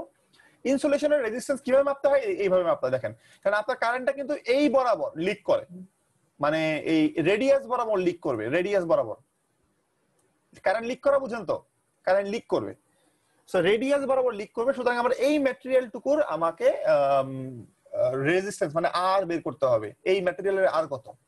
সো তা বের করার জন্য আপনি দেখেন এই যে থিকনেসটা আছে, এই পুরো থিকনেসে কিন্তু আপনার এই রেজিস্ট্যান্সে কাজে আসবে, কিন্তু আপনি পুরোটা বের করতে পারবেন না। আপনাকে যেটা করতে হবে সেটা হচ্ছে যে আপনাকে এইটার মধ্যে একটা স্মল এরিয়া কল্পনা করতে হবে, একটা স্মল এরিয়া কল্পনা করে তার রেজিস্ট্যান্সটা বের করে তাকে একটা ইন্টিগ্রেশন করবেন। এই স্মল এরিয়াটা কতটুকু হবে? স্মল এরিয়াটা এখান থেকে এখানে হবে, এইটুকু মনে করেন এর মানে এর রেডিয়াসটা মনে করেন R1, আর এখানে রেডিয়াসটা মনে করেন, না ভুল করলাম, আমি ওই ফিগারটাতে যাই। এখানে দেখেন, হ্যাঁ এই ইয়েটা ডিসটেন্স হচ্ছে আপনার x, আপনার কেবলের রেডিয়াস হচ্ছে R1 আর টোটাল রেডিয়াস হচ্ছে R2। মানে কেবল মানে কি, মাঝখানে যে কেবলটা আছে কেবলের রেডিয়াস হচ্ছে R1 আর পুরো যে ইনসুলেশন সহকারে যেটা আছে এটা হচ্ছে R2। আর আমি যে এরিয়াটা কল্পনা করলাম ওই এরিয়াটা হচ্ছে x দূরত্বে, মানে তার গ্যাপটা হচ্ছে x দূরত্বে, আর তার থিকনেসটা হচ্ছে dx। সুতরাং আমি যদি এই জিনিসটার এইটুকু শুধু এই যে নতুন যে এরিয়াটার কথা বললাম আমি আপনাদেরকে, এই একটা এরিয়া কল্পনা করব, এই এরিয়াটুকুর যদি আর বের করতে চাই মানে ইনসুলেশন রেজিস্ট্যান্স যদি বের করতে চাই, ফর্মুলা কি হবে? Rho L by A, rho L by A, formula হচ্ছে এইটা। এখন এখানে এল কত? এল হচ্ছে ডিএক্স। এল কত? এল হচ্ছে এখানকার যে দূরত্বটা হচ্ছে ডিএক্স। আমি এখানে এল এর জায়গায় ডিএক্স বসাবো এবং তাই বসাইছি ডিএক্স। আর টোটাল লেন্থটা কত? টোটাল লেন্থটা হবে 2πxl। কিভাবে? আপনার এই জায়গা থেকে শুরু করে এই জায়গা পর্যন্ত এটা হচ্ছে তার লম্বা। আমি যদি একটা কাজ করি, আমি যদি একটা কেচি নিয়ে এই জিনিসটাকে কেটে দিই, কেটে দিয়ে যদি একটা সোজা করে ফেলি, দেখবেন যে আপনার এরকম একটা জিনিস পাওয়া যাবে। একটা গোল জিনিসকে যদি আমি কেচি দিয়ে মাঝখান দিয়ে কেটে দিই, কারণ এটা তো একটা রিং না, রিংটাকে যদি আমি কেচি দিয়ে সোজা করে ফেলি তাহলে এরকম একটা রেক্টেঙ্গেল পাওয়া যাবে। রেক্টেঙ্গেলটার লেন্থ হবে 2πx আর লম্বাই হবে l, সো 2πxl। তো আমি যদি এটা পুরো এরিয়া খুঁজতে চাই, এরিয়া হচ্ছে 2πx into l, 2πxl। So এটা হচ্ছে আমাদের বেসিক্যালি এই ফর্মুলাটা করতে গেছিল রো dx 2πxl। এখন আমি শুধুমাত্র এই অংশটুকু রেডিয়াস পেলাম, আমি কিন্তু পুরোটার রেডিয়াস পাই নাই। সো এই জন্য আমাকে ক্যালকুলাসের মানে ইয়ে করতে হবে, মানে হেল্প নিতে হবে। সো আমি এটাকে কি করব? আমি এটাকে একটা ইন্টিগ্রেশন করব। কোত্থেকে? এই স্টার্টিং পয়েন্ট থেকে এই এন্ড পয়েন্ট পর্যন্ত। স্টার্টিং পয়েন্ট হচ্ছে আমাদের R1 আর আমাদের এন্ড পয়েন্টটা হচ্ছে আমাদের R2। সো এই R1 থেকে R2 পর্যন্ত আমি এটাকে ইন্টিগ্রেশন করব। যদি ইন্টিগ্রেশন করি, এখানে পাই সে কনস্ট্যান্ট, 2 কনস্ট্যান্ট, পাই কনস্ট্যান্ট, l কনস্ট্যান্ট, তারা বাইরে চলে আসবে। থাকলো কি 1/x dx। 1/x কে যদি আমি ইন্টিগ্রেশন করি তাহলে আসবে ln, মানে ln, মানে e বেস log e আর কি, ln বাই log e যেটাই আপনি বলেন এটা আসবে। সো এখান থেকে কিভাবে আসে?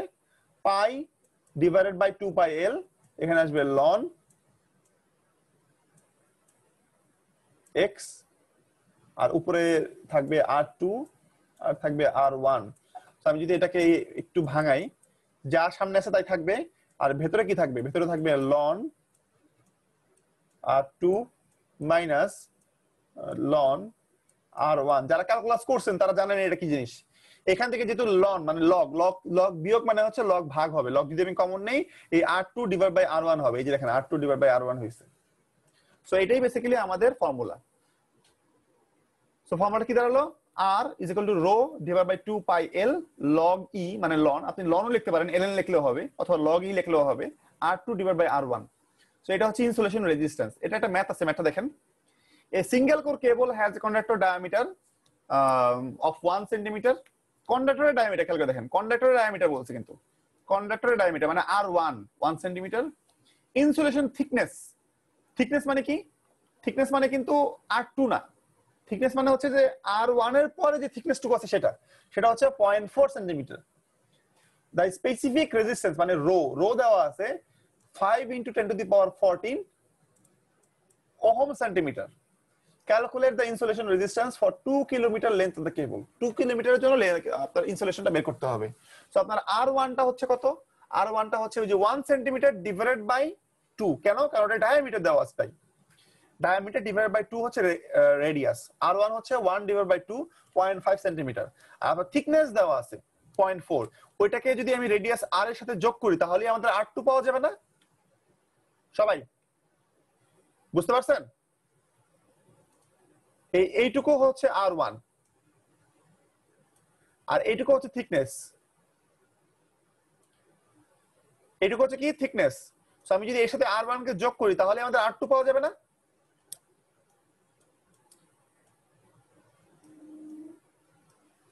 বুঝতে পারছেন? হ্যালো, জি স্যার। ঠিক আছে। জি স্যার বলেন। তো R1 এর সাথে যদি আমি থিকনেস যোগ করি তাহলে তো আমাদের R2 পাওয়া যাবে, তাই তো? আমি আবারও বলি, R1 টা হচ্ছে শুধু কন্ডাক্টরের থিকনেস, কন্ডাক্টরের রেডিয়াস, আর R2 হচ্ছে ইনসুলেশন সহকারে রেডিয়াস। ইনসুলেশন সহকারে রেডিয়াস, তার মানে R2 থেকে যদি আমি R1 কে বাদ দেই তাহলে থিকনেস পাওয়া যায় না? জি স্যার। সো ওই থিকনেসটাকে যদি আমি যোগ করে দিই তাহলে কিন্তু আমাদের R2 পেয়ে গেলাম আমরা, R1 আর R2। So length of the cable, কেবলের লেন্থ কত হবে দেওয়া আছে 2 কিলোমিটার, মানে 2000 মিটার নিলাম। এবার আসি রেজিস্টিভিটি অফ ইনসুলেশন, রো হচ্ছে 5 × 10⁻14 ওহম সেন্টিমিটার। এটাকে যদি আমি 100 দিয়ে ভাগ করি তাহলে আমার আসবে কি 5 × 10⁻12 ওহম মিটার, মানে ওহম মিটারে নিলাম আর কি। এবার ইনসুলেশন রেজিস্ট্যান্স কত হবে? R = rho divide by 2 pi L log E R2 by R1। এখন R2 হচ্ছে কত? 0.9, R1 হচ্ছে 0.5। রো এর ভ্যালু লিখলাম, 2 পাই L লিখলাম, আমাদের ভ্যালু বের হলো কত? 0.234 10⁻9 ওহম, মানে 234 মেগা ওহম। অনেক বড়, কিন্তু কম না, অনেক বড়, কারণ ইনসুলেশনের রেজিস্ট্যান্স এরকমই হবে। বুঝতে পারছি সবাইকে? জি স্যার। আচ্ছা, পরে আরেকটা ম্যাথ আছে, সিমিলার ম্যাথ, একদম সেম ম্যাথ, তবে এখানে আমাকে থিকনেস বলে দিছিল, বাট এখানে আমাকে থিকনেসটা বলে নাই। থিকনেসের পরিবর্তে কি বলছে? ওহম দিয়ে দিয়েছে, থিকনেস বের করতে বলছে। একই ম্যাথ কিন্তু রিভার্স ম্যাথ। খেয়াল করে দেখেন, এখানে থিকনেস দিয়ে দিছিল, রেজিস্ট্যান্স বের করতে বলছে, আর পরেরটাতে রেজিস্ট্যান্স দেওয়া আছে, থিকনেস বের করতে বলছে। বুঝতে পারছি? তো 11.2 একদম ইজি, পারবেন আপনারা। ওকে সবাই? জি স্যার। আচ্ছা, 4 নাম্বার দেখেন।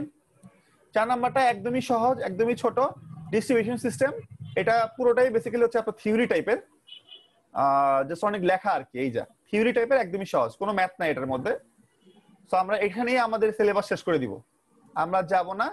তবে আমি আপনাদেরকে আরো একটা নোট দিব যেটা হচ্ছে আপনাদের ম্যাথের জন্য, বাট সেটা আপনাদের পরীক্ষায় থাকবে না। আর যদি আপনারা ওটা বুঝতে চান, আপনারা যদি আরো ক্লাস চান আমি দিতে পারি, তবে আজকে আমাদের এখানেই শেষ হয়ে যাবে। ঠিক আছে? ওকে। Transmission and distribution of electric power, lecture note 4, chapter 12, distribution system general. Distribution system মানে কি? The part of the power system which distribute the electric power for local use is known as distribution system. মনে আছে আমাদের যে lecture 1 এ আমরা যে system বলছিলাম, এই যে দেখেন ট্রান্সমিশন, এই পার্টটা হচ্ছে ট্রান্সমিশন। বুঝতে পারছি? জি স্যার। আর এই পার্টটা হচ্ছে ডিস্ট্রিবিউশন। এই যে primary distribution, secondary distribution. So আপনাদের যেহেতু ট্রান্সমিশন পার্ট শেষ, এবার আমরা আসবো ডিস্ট্রিবিউশন পার্টে। সো ডিস্ট্রিবিউশনের 3টা পার্ট থাকবে, সেটা হচ্ছে একটা হচ্ছে ফিডার, একটা হচ্ছে ডিস্ট্রিবিউটর, একটা হচ্ছে সার্ভিস মেইন। ফিডার মানে কি? এই যে দেখেন এখানে একটা ছবি দেওয়া আছে, এই এস মানে সাবস্টেশন, সাবস্টেশন থেকে একটা ওয়্যার গেছে, একটা তার, এই তার কি বলা হয়? ফিডার। তারপরে এই ফিডারটা কি করবে? ফিডারটা হচ্ছে একটা লুপ গঠন করতে পারে অথবা যে কোনো ভাবে এটা গঠন করতে পারে, সেটাকে বলা হয় distributor. Distributor is a conductor from which tapping are taken. Tapping মানে হচ্ছে এটা হচ্ছে আপনার ডিস্ট্রিবিউশন। এই যে তারটা, এই যে বিসি অথবা এ বি, এই যে তারটা আছে, এই তারগুলো কিন্তু ডিস্ট্রিবিউটর। তার মানে এখান থেকে আমি আমার বাড়ির জন্য লাইনগুলো আনবো, আমি আমার বাড়ির জন্য কি করব? লাইনগুলো টেনে নিয়ে আসবো। তো এখান থেকে আমি ট্যাপিং করব। ট্যাপিং মানে বুঝুন তো, ট্যাপিং মানে বুঝুন তো সবাই? ট্যাপিং মানে হচ্ছে জয়েন করে তারটা নিয়ে আসবো আর কি, ওটাকে বলা হয় ট্যাপিং। আমি যে তারটা নিয়ে আসলাম আমার পুরো বিল্ডিং এর জন্য, এই তারটাকে বলা হয় সার্ভিস মেইন। কি বলা হয় এটাকে? Service main. Service main.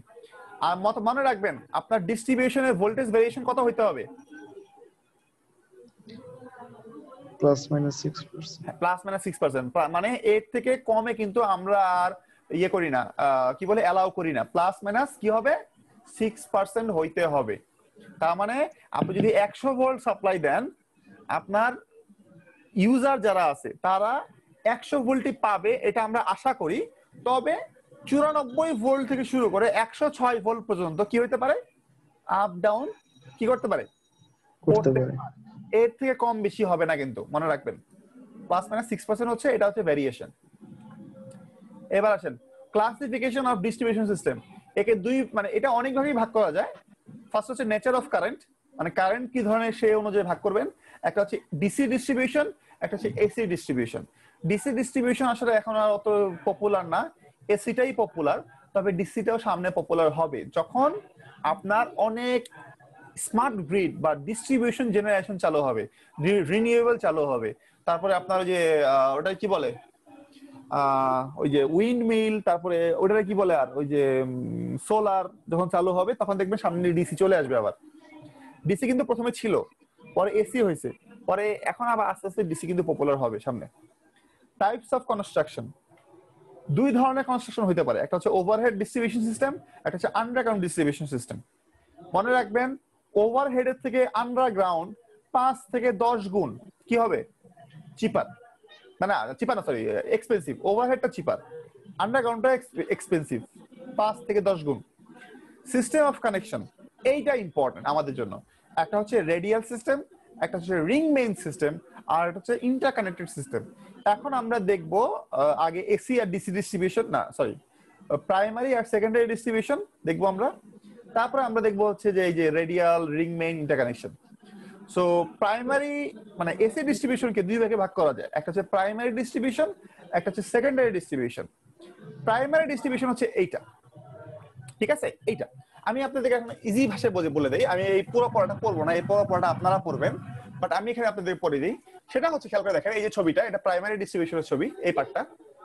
এখানে ট্রান্সমিশন লাইনের মাধ্যমে আপনার 3 ফেজ 3 ওয়্যার 33 কিলো ভোল্টের লাইন আসলো। পরে কি হবে?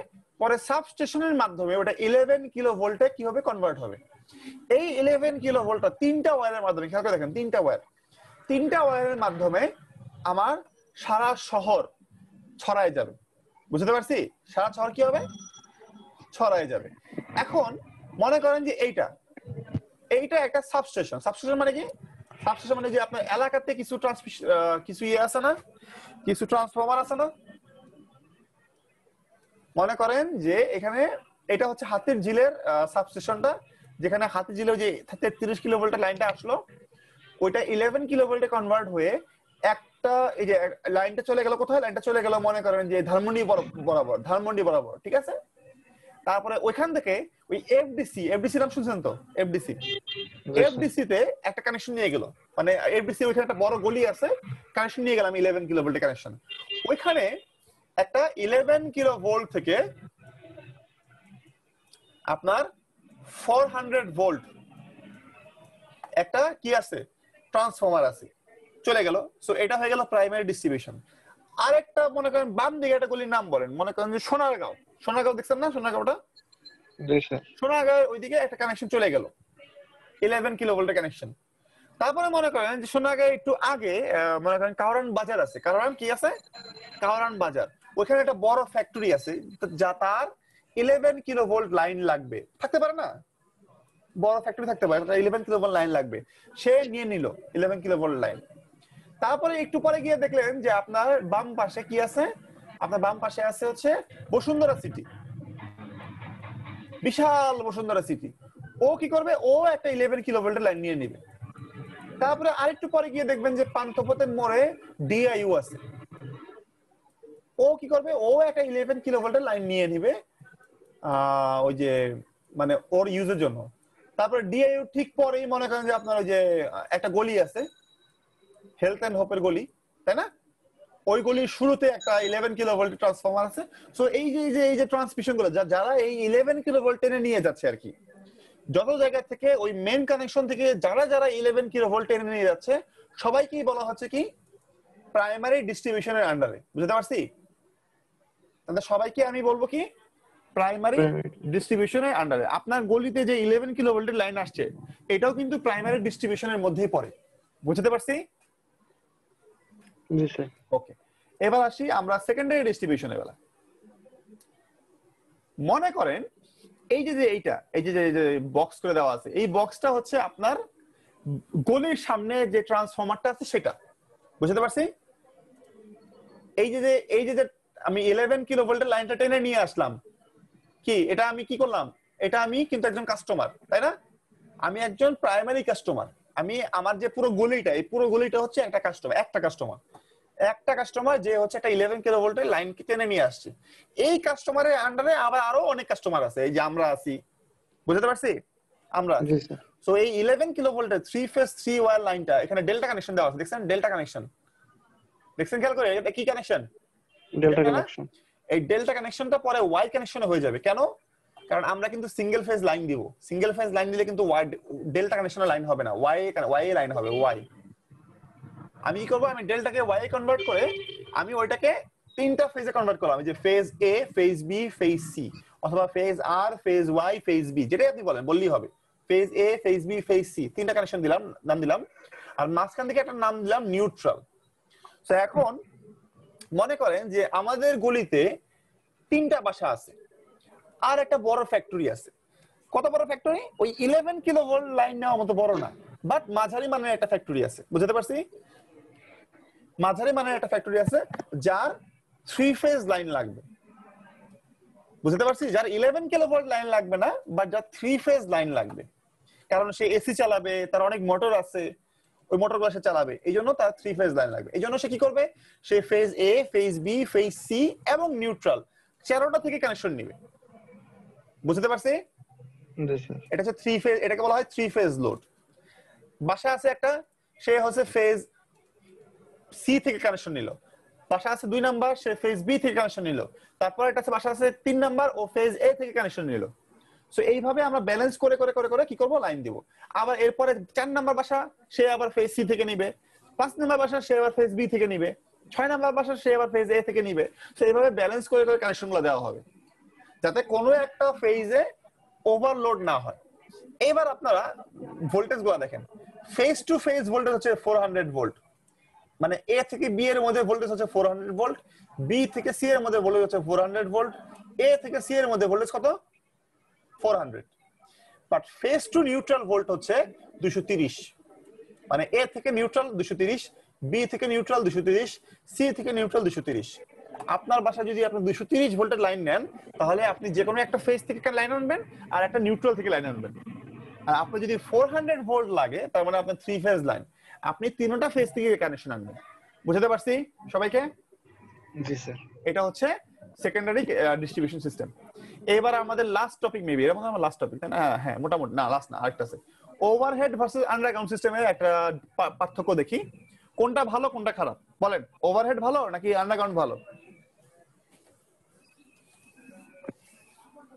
বেসিক্যালি তো আন্ডারগ্রাউন্ডে ভালো। কেন? স্যার ওভারহেড লাইনে বিশেষ করে স্যার সমস্যা তো বেশি দেখা দেয়। সমাধান তো ইজি তার। হ্যাঁ, কিন্তু আন্ডারগ্রাউন্ডে তো স্যার এরকম অ্যাভেলেবেল মানে সচরাচর হবে না। হ্যাঁ, যদি এটা সমস্যা খুব তাড়াতাড়ি হবে না, সলভও খুব তাড়াতাড়ি হবে না। হ্যাঁ এক্স্যাক্টলি। সো আসলে কোনটা ভালো কোনটা খারাপ আসলে বলা যাবে না, ঠিক আছে? সো ডিপেন্ড করবে। যদি আপনাকে কেউ জিজ্ঞেস করে যে কোনটা ভালো কোনটা খারাপ, আপনি উল্টা কোশ্চেন করবেন, কোন ভিত্তিতে, কিসের ভিত্তিতে, ঠিক আছে? সো এবার দেখেন পাবলিক সেফটি, পরিস্থিতি বুঝে ব্যবস্থা স্যার। এক্স্যাক্টলি। পাবলিক সেফটি অবশ্যই আন্ডারগ্রাউন্ড বেটার, কারণ ওভারহেড ছিঁড়ে পড়তে পারে আপনার মাথার উপর, পড়তে পারে না? আন্ডারগ্রাউন্ডে হবে না। সো ওভারহেড এখান থেকে খারাপ, আন্ডারগ্রাউন্ডটা মোর সেফ। ইনিশিয়াল কস্ট, এখানে আবার ওভারহেডটা ভালো বেশি, আন্ডারগ্রাউন্ডটা তো ভালো না। আন্ডারগ্রাউন্ডে ওভারহেড কত হবে? 5 to 10 টাইমস বেশি হবে। কেন? কারণ আমাকে মাটি খুঁড়তে হবে, আমাকে অনেক মানে লেবারের বেতন দিতে হবে, তাই না? বুঝতে পারছি? স্যার এই জন্য ইনিশিয়াল কস্টটা বেশি আন্ডারগ্রাউন্ডে। ফ্লেক্সিবিলিটি, অবশ্যই ওভারহেডের ফ্লেক্সিবিলিটি বেশি, ওভারহেডের ফ্লেক্সিবিলিটি বেশি। কেন? যখন ইচ্ছে চেঞ্জ করতে পারি, যখন ইচ্ছা পরিষ্কার করতে পারি, যখন ইচ্ছা আমি হাবিজাবি করতে পারি, কোনো সমস্যা নাই, তাই না? কিন্তু আন্ডারগ্রাউন্ডে আমাকে মাটি খুঁড়তে হবে, কোথাও সমস্যা হলে এটা মাটি খুঁড়তে হবে, অন্য কোথাও বিল্ডিং হলে ঠিক করতে হবে, ঝামেলা আছে। ফল্টস, ওভারহেডের ফল্টস হলে খুব ইজিলি খুঁজে বের করা যায়, তবে আন্ডারগ্রাউন্ডস এর ফল্ট সহজে হয় না। The chances of fault in underground system are very rare, ঠিক আছে? আর ওভারহেডে ঘন ঘনই ফল্ট হয়। বৃষ্টি হয়েছে, ফল্ট। গাছ পড়ছে, ফল্ট। একজন মানুষ ওখানে একটা বাড়ি দিছে, ফল্ট। ছিঁড়ে পড়ছে, ফল্ট। সবসময় ফল্ট হয়, বুঝতে পারছি? আন্ডারগ্রাউন্ডে তবে ফল্ট খুঁজে বের করা যায়। আসতেছি আমরা। অ্যাপিয়ারেন্স, অ্যাপিয়ারেন্স মানে হচ্ছে সৌন্দর্য। কোনটা সৌন্দর্য বেশি বলেন? আন্ডারগ্রাউন্ড সৌন্দর্য, বলা কিছু নাই। ফল্ট লোকেশন, ওভারহেড হলে ফল্টের লোকেশন খুব সহজে খুঁজে বের করা যায় এবং খুব ইজিলি তাকে রিপেয়ার করা যায়। আন্ডারগ্রাউন্ডের বেলায় হাউএভার কোনোভাবেই কি করা যাবে না, খুব সহজে ফল্ট খুঁজে বের করা যাবে না, ঠিক আছে? আর রিপেয়ার করতে গেলেও অনেক কি করতে হবে, অনেক খোঁড়াখুড়ি করা লাগবে, ঝামেলা স্যার, ঝামেলা আছে। এবার আসি কারেন্ট ক্যারিং ক্যাপাসিটি। ওভারহেডের বেলায় কারেন্ট ক্যারিং ক্যাপাসিটি বেশি। কেন? কারণ ও ওভারহেডে আছে, ও মোটা না চিকন, ওর ইনসুলেশনের উপর ডিপেন্ড করবে না, ওর ইনসুলেশনই লাগে না আসলে। কিন্তু আন্ডারগ্রাউন্ডে আমার ইনসুলেশন অনেক বেশি দিতে হয়, তো এই জন্য দেখা যায় যে মানে খুব হেভি কাজগুলোর জন্য ওভারহেড মানে আন্ডারগ্রাউন্ড ইউজ করা হয় না। মনে করি যে অনেক বেশি ভোল্টেজের জন্য কি করা হয় না, মানে আন্ডারগ্রাউন্ড ইউজ করা হয় না। আন্ডারগ্রাউন্ড ইউজ করা হয় শহরের কাজের জন্য। মনে করেন যে এই যে 240 ভোল্ট লাইন আনবো বা 400 ভোল্ট লাইন আনবো, ওগুলোর জন্য ইউজ করা হয়। ব্রিজের উপর না সম্ভব না, আন্ডারগ্রাউন্ড করে নিতে হবে এরকম। Exactly exactly. তারপরে আবার মনে করেন যে বসুন্ধরা সিটি না, বসুন্ধরা সিটি না, বসুন্ধরা রেসিডেন্সিয়াল এরিয়া, ওখানে কিন্তু সব আন্ডারগ্রাউন্ড, জানেন তো? জি স্যার জানি। হ্যাঁ, কারণ এখানে ভোল্টেজ তো কম, কারণ ভোল্টেজ তো মাত্র 220 বা 400 ভোল্ট বা 11 কিলো ভোল্ট সর্বোচ্চ, এর বেশি তো না। 11 কিলো ভোল্ট হলে ওই আন্ডারগ্রাউন্ড ওকে। বাট আপনারা যদি মনে করেন যে 230 কিলো ভোল্ট, 230 ভোল্ট না, 230 কিলো ভোল্ট, আপনি কি করবেন? আপনি হচ্ছে না যে পরিবহন করাবেন মাইলের পর মাইল, মাইলের পর মাইল, পারবেন সেটা? তাহলে আন্ডারগ্রাউন্ড বাদ দিতে হবে স্যার। হ্যাঁ, আন্ডারগ্রাউন্ড করা যাবে না, তখন ওভারহেড আসতে হবে। ইউজফুল লাইফ, মাথায় রাখবেন এরপর একটা পরের পয়েন্ট হচ্ছে ইউজফুল লাইফ। আপনার আন্ডারগ্রাউন্ডের লাইফ হচ্ছে 50 বছর, মোর দেন 50 ইয়ার্স। আর ওভারহেডের হচ্ছে 25 বছর। কেন? ঝড় হয়, বৃষ্টি হয়, কত কিছু হয়, ছিঁড়ে যায়, এই কারণে। মেইনটেনেন্স কস্ট, ওভারহেডের মেইনটেনেন্স কস্ট বেশি, আন্ডারগ্রাউন্ডে মেইনটেনেন্স কস্ট কম। ওই একবার লাগাই দিলাম, 50 বছর কিছু হবে না। ইন্টারফেরেন্স উইথ কমিউনিকেশন সার্কিট, ওভারহেডে প্রচুর ইন্টারফেরেন্স হবে, টেলিফোন লাইনের সাথে, রেডিও লাইনের সাথে অনেক ইন্টারফেরেন্স হবে, বাট আন্ডারগ্রাউন্ডে সেই ইন্টারফেরেন্সটা হবে না, বুঝতে পারছি? কারণ সে মাটির নিচে। এবার আসি কানেকশন স্কিম অফ ডিস্ট্রিবিউশন সিস্টেমে। একটু আগে যেটা বললাম খুব ইম্পর্টেন্ট, বলছিলাম না, 3 ভাগে ভাগ করা যায়। একটা হচ্ছে রেডিয়াল সিস্টেম, একটা হচ্ছে ring main system, ring main, আর একটা হচ্ছে ইন্টারকানেকশন সিস্টেম। এইটা কি আছে আমরা একটু এক্সপ্লেন করি। মনে করেন রেডিয়াল সিস্টেমটা কি আসলে? রেডিয়াল সিস্টেমটা হচ্ছে এরকম, একটা সাবস্টেশন আছে এখানে, তার 3 দিক থেকে 3টা ওয়্যার গেল বা 4 দিক থেকে 4টা ওয়্যার গেল। ওই একটা কেবল যে গেল, যে মনে করেন যে হাতির ঝিলে যে সাবস্টেশনটা আছে, সেখান থেকে ধানমন্ডি বরাবর একদম সোজা চলে গেল। পরে এই যে এফডিসি তে লাইন নিলাম, পরে বসুন্ধরা লাইন নিলাম, মনে করেন যে এই যে ডিআইইউ তে লাইন নিলাম। লাইন নেওয়ার পরে আমি কি করব? আমি ওইখান থেকে যে ট্যাপ করে করে করে করে বিভিন্ন লোডে, এটাকে বলা সার্ভিস মেইন। এই মোটা তারটাকে বলা হচ্ছে কি, গোলাপি মোটা তারটাকে বলা হচ্ছে ফিডার। কি বলা হচ্ছে? ফিডার। আর এই যে কালো তারটাকে বলা হচ্ছে কি, ডিস্ট্রিবিউটর। আর এই যে সবুজ তারগুলো আছে, এই যে দেখেন, এগুলোকে বলা হচ্ছে কি, সার্ভিস মেইন। সো এখানে ফিডারটা শুধুমাত্র এক জায়গায় কানেক্টেড। যদি কোনো কারণে এখানে একটা প্রবলেম হয়, তাহলে এই যে মানে সার্ভিস যারা নিচ্ছে এখানে, এরা ডিসকানেক্টেড হয়ে যাবে না? জি স্যার। আচ্ছা, পরে আসি। যদি মনে করেন যে আপনার এখানে ফল্ট হইলো, তাহলে কি হবে? শুধুমাত্র এফডিসির লোকগুলা ইয়ে পাবে, নাম কি, কানেকশন পাবে। এরা কি হয়ে যাবে? এরা ব্ল্যাকআউটে চলে যাবে। সো এইটাতে একটা প্রবলেম আছে। এটাকে বলা হয় রেডিয়াল সিস্টেম। মানে রেডিয়াল মানে কি, একটা বৃত্ত থাকবে, বৃত্তের চারপাশে এই যে কেন্দ্র থেকে রেডিয়াস বরাবর কি যাবে, কানেকশন যাবে, সেই জন্য এটাকে বলা হয় রেডিয়াল সিস্টেম। সো এই সিস্টেমের সুবিধা কি, এটা সিম্পলেস্ট, সবচেয়ে সহজ এবং লোয়েস্ট কস্ট, কোনো কস্ট নাই, মানে একদমই লো কস্ট। বাট এটা কিছু প্রবলেম আছে। প্রবলেম হচ্ছে ওই যে একটু বললাম যে একটা এন্ডে কানেকশন দেওয়া আছে আর একটা এন্ডে কানেকশন নাই, সুতরাং কি হবে, সুতরাং কোথাও ফল্ট হলে বাকিটা পুরোটাই বাদ হয়ে যাবে। আবার আরেকটা ঝামেলা আছে, এখানে যদি 100 ভোল্ট হয়, এখানে ভোল্টেজ কমতে কমতে কমতে কমতে 90 ভোল্ট হয়ে যাবে, কারণ ভোল্টেজ সে শুধু এক দিক থেকেই পাচ্ছে, তাই ভোল্টেজটা এক দিক থেকেই পাচ্ছে, তাই এই জন্য। So consumer depends on a single feeder and single distributor, একটা সিঙ্গেল ফিডারে সে ডিপেন্ড করতেছে, একটা সিঙ্গেল ডিস্ট্রিবিউটর সে ডিপেন্ড করতেছে। সুতরাং কি হবে, consumers who are on the side of the fault away from the substation, তারা কি হবে, তারা অনেক কম ভোল্টেজ পাবে। এই দেখেন, the voltage fluctuation when the load of the distribution will be serious, ঠিক আছে, সিরিয়াস হবে, সিরিয়াস ভোল্টেজ ফ্লাকচুয়েশন করবে। অপর প্রান্তে মানে সবার লাস্টে যে থাকবে, মনে করেন ধানমন্ডির শেষ মাথায় যে আছে, সে অনেক কম ভোল্টেজ পাবে। এই কারণে এই সিস্টেমটাকে খুব শর্ট ডিস্টেন্সের জন্য ইউজ করা হয়, লং ডিস্টেন্সের জন্য এটাকে ইউজ করা যাবে না, এটাকে বলা হয় রেডিয়াল সিস্টেম। পরেরটায় আসেন, পরেরটা হচ্ছে রিং মেইন। রিং মেইন মানে কি দেখেন খেয়াল করে, ওইখান থেকে আগে দেখছিলাম শুধুমাত্র একটা ফিডার চলে গেছে, মানে একটা সিঙ্গেল ফিডার চলে গেছে। এখন যেটা হবে, এখন একটা ফিডার গিয়ে সেটা লুপ তৈরি করবে, বুঝতে পারছেন, সে কি করবে, সেটা লুপ তৈরি করবে। ওই লুপ থেকে হচ্ছে আমার কি হবে, এই ডিস্ট্রিবিউটররা কানেকশন নেবে। তাহলে যেটা হবে, মনে করেন যদি এখানে একটা ফল্ট হলো, তাহলে কি হচ্ছে, কেউই কিন্তু কোনো সমস্যায় পড়বে না। কেন, কারণ এতক্ষণ পর্যন্ত কি হচ্ছিল, এতক্ষণ পর্যন্ত দুই দিক থেকে সে কারেন্ট পাচ্ছিল, এখন সে এক দিক থেকে কারেন্ট পাবে। এখান থেকে কারেন্ট পাবে, এখান থেকে কারেন্ট পাবে, এখান থেকে কারেন্ট পাবে, বুঝতে পারছি, সব দিক থেকে সে কারেন্ট পাবে। আবার যদি মনে করেন এখানে ফল্ট হলো, তাহলে এই লোকগুলা এখান থেকে কানেকশন পাবে, এই লোকগুলা এখান থেকে কানেকশন পাবে, আর এই লোকগুলা এখান থেকে কানেকশন পাবে, মানে সবাই কিন্তু কি হবে, মানে পাওয়ার পাচ্ছে। সো একটা জায়গায় যদি ফল্ট হয় সে পাওয়ার পাচ্ছে। এটা শুধুমাত্র আমার ফিডারের সমস্যা দূর করলাম, এটাকে বলা হয় রিং মেইন সিস্টেম। এই সিস্টেমে কি হচ্ছে, এই সিস্টেমে আমার there is less voltage fluctuation কম হবে, আর সিস্টেম ইজ ভেরি রিলায়েবল, কারণ হচ্ছে দুই সাইড থেকেই ফিট করা হচ্ছে তাকে।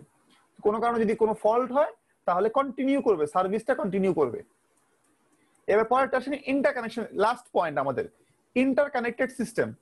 ইন্টারকানেক্টেড সিস্টেম মানে কি, এখানে শুধুমাত্র একটা সাবস্টেশন থাকবে না, মাল্টিপল সাবস্টেশন থাকবে। আর এই ডিস্ট্রিবিউটর গুলা শুধুমাত্র এই একটা ফিডারেই কানেকশন থাকবে তা না, সে পাশের আরো কি হতে পারে, আরো রিং এর সাথে সে কি হতে পারে, সে কানেক্টেড থাকতে পারে। ওই রিং গুলাতে এই যে সাবস্টেশন যেগুলো আছে, এরা কি করতে পারে, কানেকশন থাকতে পারে। বুঝতে পারছেন না পারেন নাই, এখানে সাবস্টেশন থাকতে পারে, একটা সাবস্টেশন যে একে কানেকশন দিবে, একে কানেকশন দিবে, আবার একে কানেকশন দিবে। তাহলে জিনিসটা কি হলো খেয়াল করে দেখেন, একটা বিশাল জট পাইয়ে গেল এখানে। সুতরাং যেখানেই ফল্ট হোক না কেন, কেউ না কেউ তাকে সেই সার্ভিসটা দিবেই। মনে করেন এখানে ফল্ট হলো, তাহলে এই যে মানে এটা ফিডারের ফল্ট না, এটা ডিস্ট্রিবিউটরের মধ্যে ফল্ট হলো, ফিডারে না, ডিস্ট্রিবিউটরের ফল্ট। তাহলে এই ফিডার থেকে সে কানেকশন পাবে। আবার মনে করেন এই ফিডারে ফল্ট হলো, তখন কি হবে, তখন এই ডিস্ট্রিবিউটর যারা আছে তারা এখান থেকে, এই যে এখান থেকে মনে করেন কি পাবে, পাওয়ার পাবে। বুঝতে পারছি? সো ফিডারেই ফল্ট হোক আর ডিস্ট্রিবিউটরই ফল্ট হোক, যেখানেই ফল্ট হোক, এই সিস্টেমে কি হবে, আমার সব জায়গা থেকেই পাওয়ারটা পাবে এবং সার্ভিস রিলায়েবিলিটি পাবে। It increases the service reliability. আর এখানে ভোল্টেজ ফ্লাকচুয়েশন খুব কম করবে, কারণ সব দিক থেকে পাওয়ার আসতেছে, সব জায়গার সাথে কানেক্টেড। সো এখানে কি হবে, এখানে আমার ভোল্টেজের ফ্লাকচুয়েশন অনেক কম হবে। তবে প্রবলেমটা কি, অনেক কমপ্লিকেটেড সিস্টেম, কমপ্লিকেটেড এবং অনেক এক্সপেন্সিভ সিস্টেম অ্যাজ ওয়েল। বুঝতে পারছি সবাইকে? জি sir. So requirement of distribution system কি হবে, কি কি রিকোয়ারমেন্ট লাগবে? আপনার সিস্টেমে অবশ্যই প্রপার ভোল্টেজ থাকতে হবে। প্রপার ভোল্টেজ মানে কি, আজকের মতো ব্রেক দেন। হ্যাঁ আজকে শেষ, মাথার উপর দিয়ে যায়। ঠিক আছে, এটাই শেষ। ভোল্টেজ ভেরিয়েশন কত হতে পারবে দেখেন তো, প্লাস মাইনাস 6%. 6%। তার মানে হচ্ছে যদি আপনার, এটা আমি অলরেডি বলছি আপনাদেরকে, যে তার মানে হচ্ছে যদি আপনাদের ভোল্টেজটা 230 ভোল্ট হয়, তার মানে সে সর্বোচ্চ 240-44 ভোল্ট হইতে পারবে, সর্বনিম্ন সে 216 ভোল্ট হইতে পারবে। এর থেকে বেশি সে হইতে পারবে না, এর থেকে কম সে হইতে পারবে না। তাহলে আমরা বলবো voltage proper. Availability of the power on demand, তার মানে হচ্ছে যখন আমার পাওয়ার চাই তখন আমার পাওয়ার চাই, মানে যখন আমার পাওয়ার লাগবে তখন আমাকে পাওয়ার দিতে হবে। এখন আমি টিভি ছাড়বো, আমার যদি কারেন্ট না থাকে তাহলে সেটা কি রিলায়েবল বলতে পারবো? না স্যার। আচ্ছা, রিলায়েবিলিটি আসে। রিলায়েবিলিটি মানে হচ্ছে আমার ওই কোথাও কোনো ফল্ট হইলেও আমার কারেন্ট থাকবে। এলাকায় একটা ট্রান্সফরমার বাস্ট হয়েছে, তো কি হয়েছে, আমি আরেক জায়গা থেকে কানেকশন পাবো। এলাকায় একটা তার ছিঁড়ে গেছে, তো কি হয়েছে, আমি আরেক জায়গা থেকে পাওয়ার পাবো। এটাকে বলা হয় রিলায়েবিলিটি। বুঝতে পারছি? জি স্যার। তো এটাই শেষ। সো আপনাদের বেসিক্যালি পরীক্ষা কি থাকবে? আপনাদের পরীক্ষাটা ওই ম্যাথ বেসড, অথবা যে রেডিয়াল সিস্টেম কি, রিং মেইন কি, ইন্টারকানেক্টেড কি, এগুলা কি জিনিস এগুলো বলেন।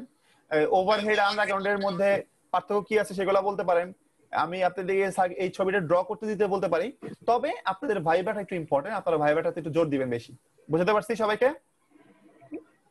জি স্যার। ভাইবাতে জি কি স্যার। সব? এই যে ভাইবাতে জিজ্ঞেস করবো, আচ্ছা বলেন তো, যদি আমি 100 ভোল্ট আমার ভোল্টেজ হয়, সর্বনিম্ন কত ভোল্ট আমি ইয়ে করতে পারি, মানে সাস্টেইন করতে, মানে সর্বনিম্ন কত ভোল্ট আমি অ্যালাউ করব, সর্বোচ্চ কত ভোল্ট আমি অ্যালাউ করব? কত ভোল্ট বলেন? 94 আর 106, মানে কি প্লাস মাইনাস 6%? 6%. তো এই যে, বুঝতে পারছেন? জি স্যার। আচ্ছা, এবার বলেন তো যে মানে কানেকশনের স্কিম কয়টা? ডিস্ট্রিবিউশন সিস্টেমে কানেকশনের স্কিম কয়টা?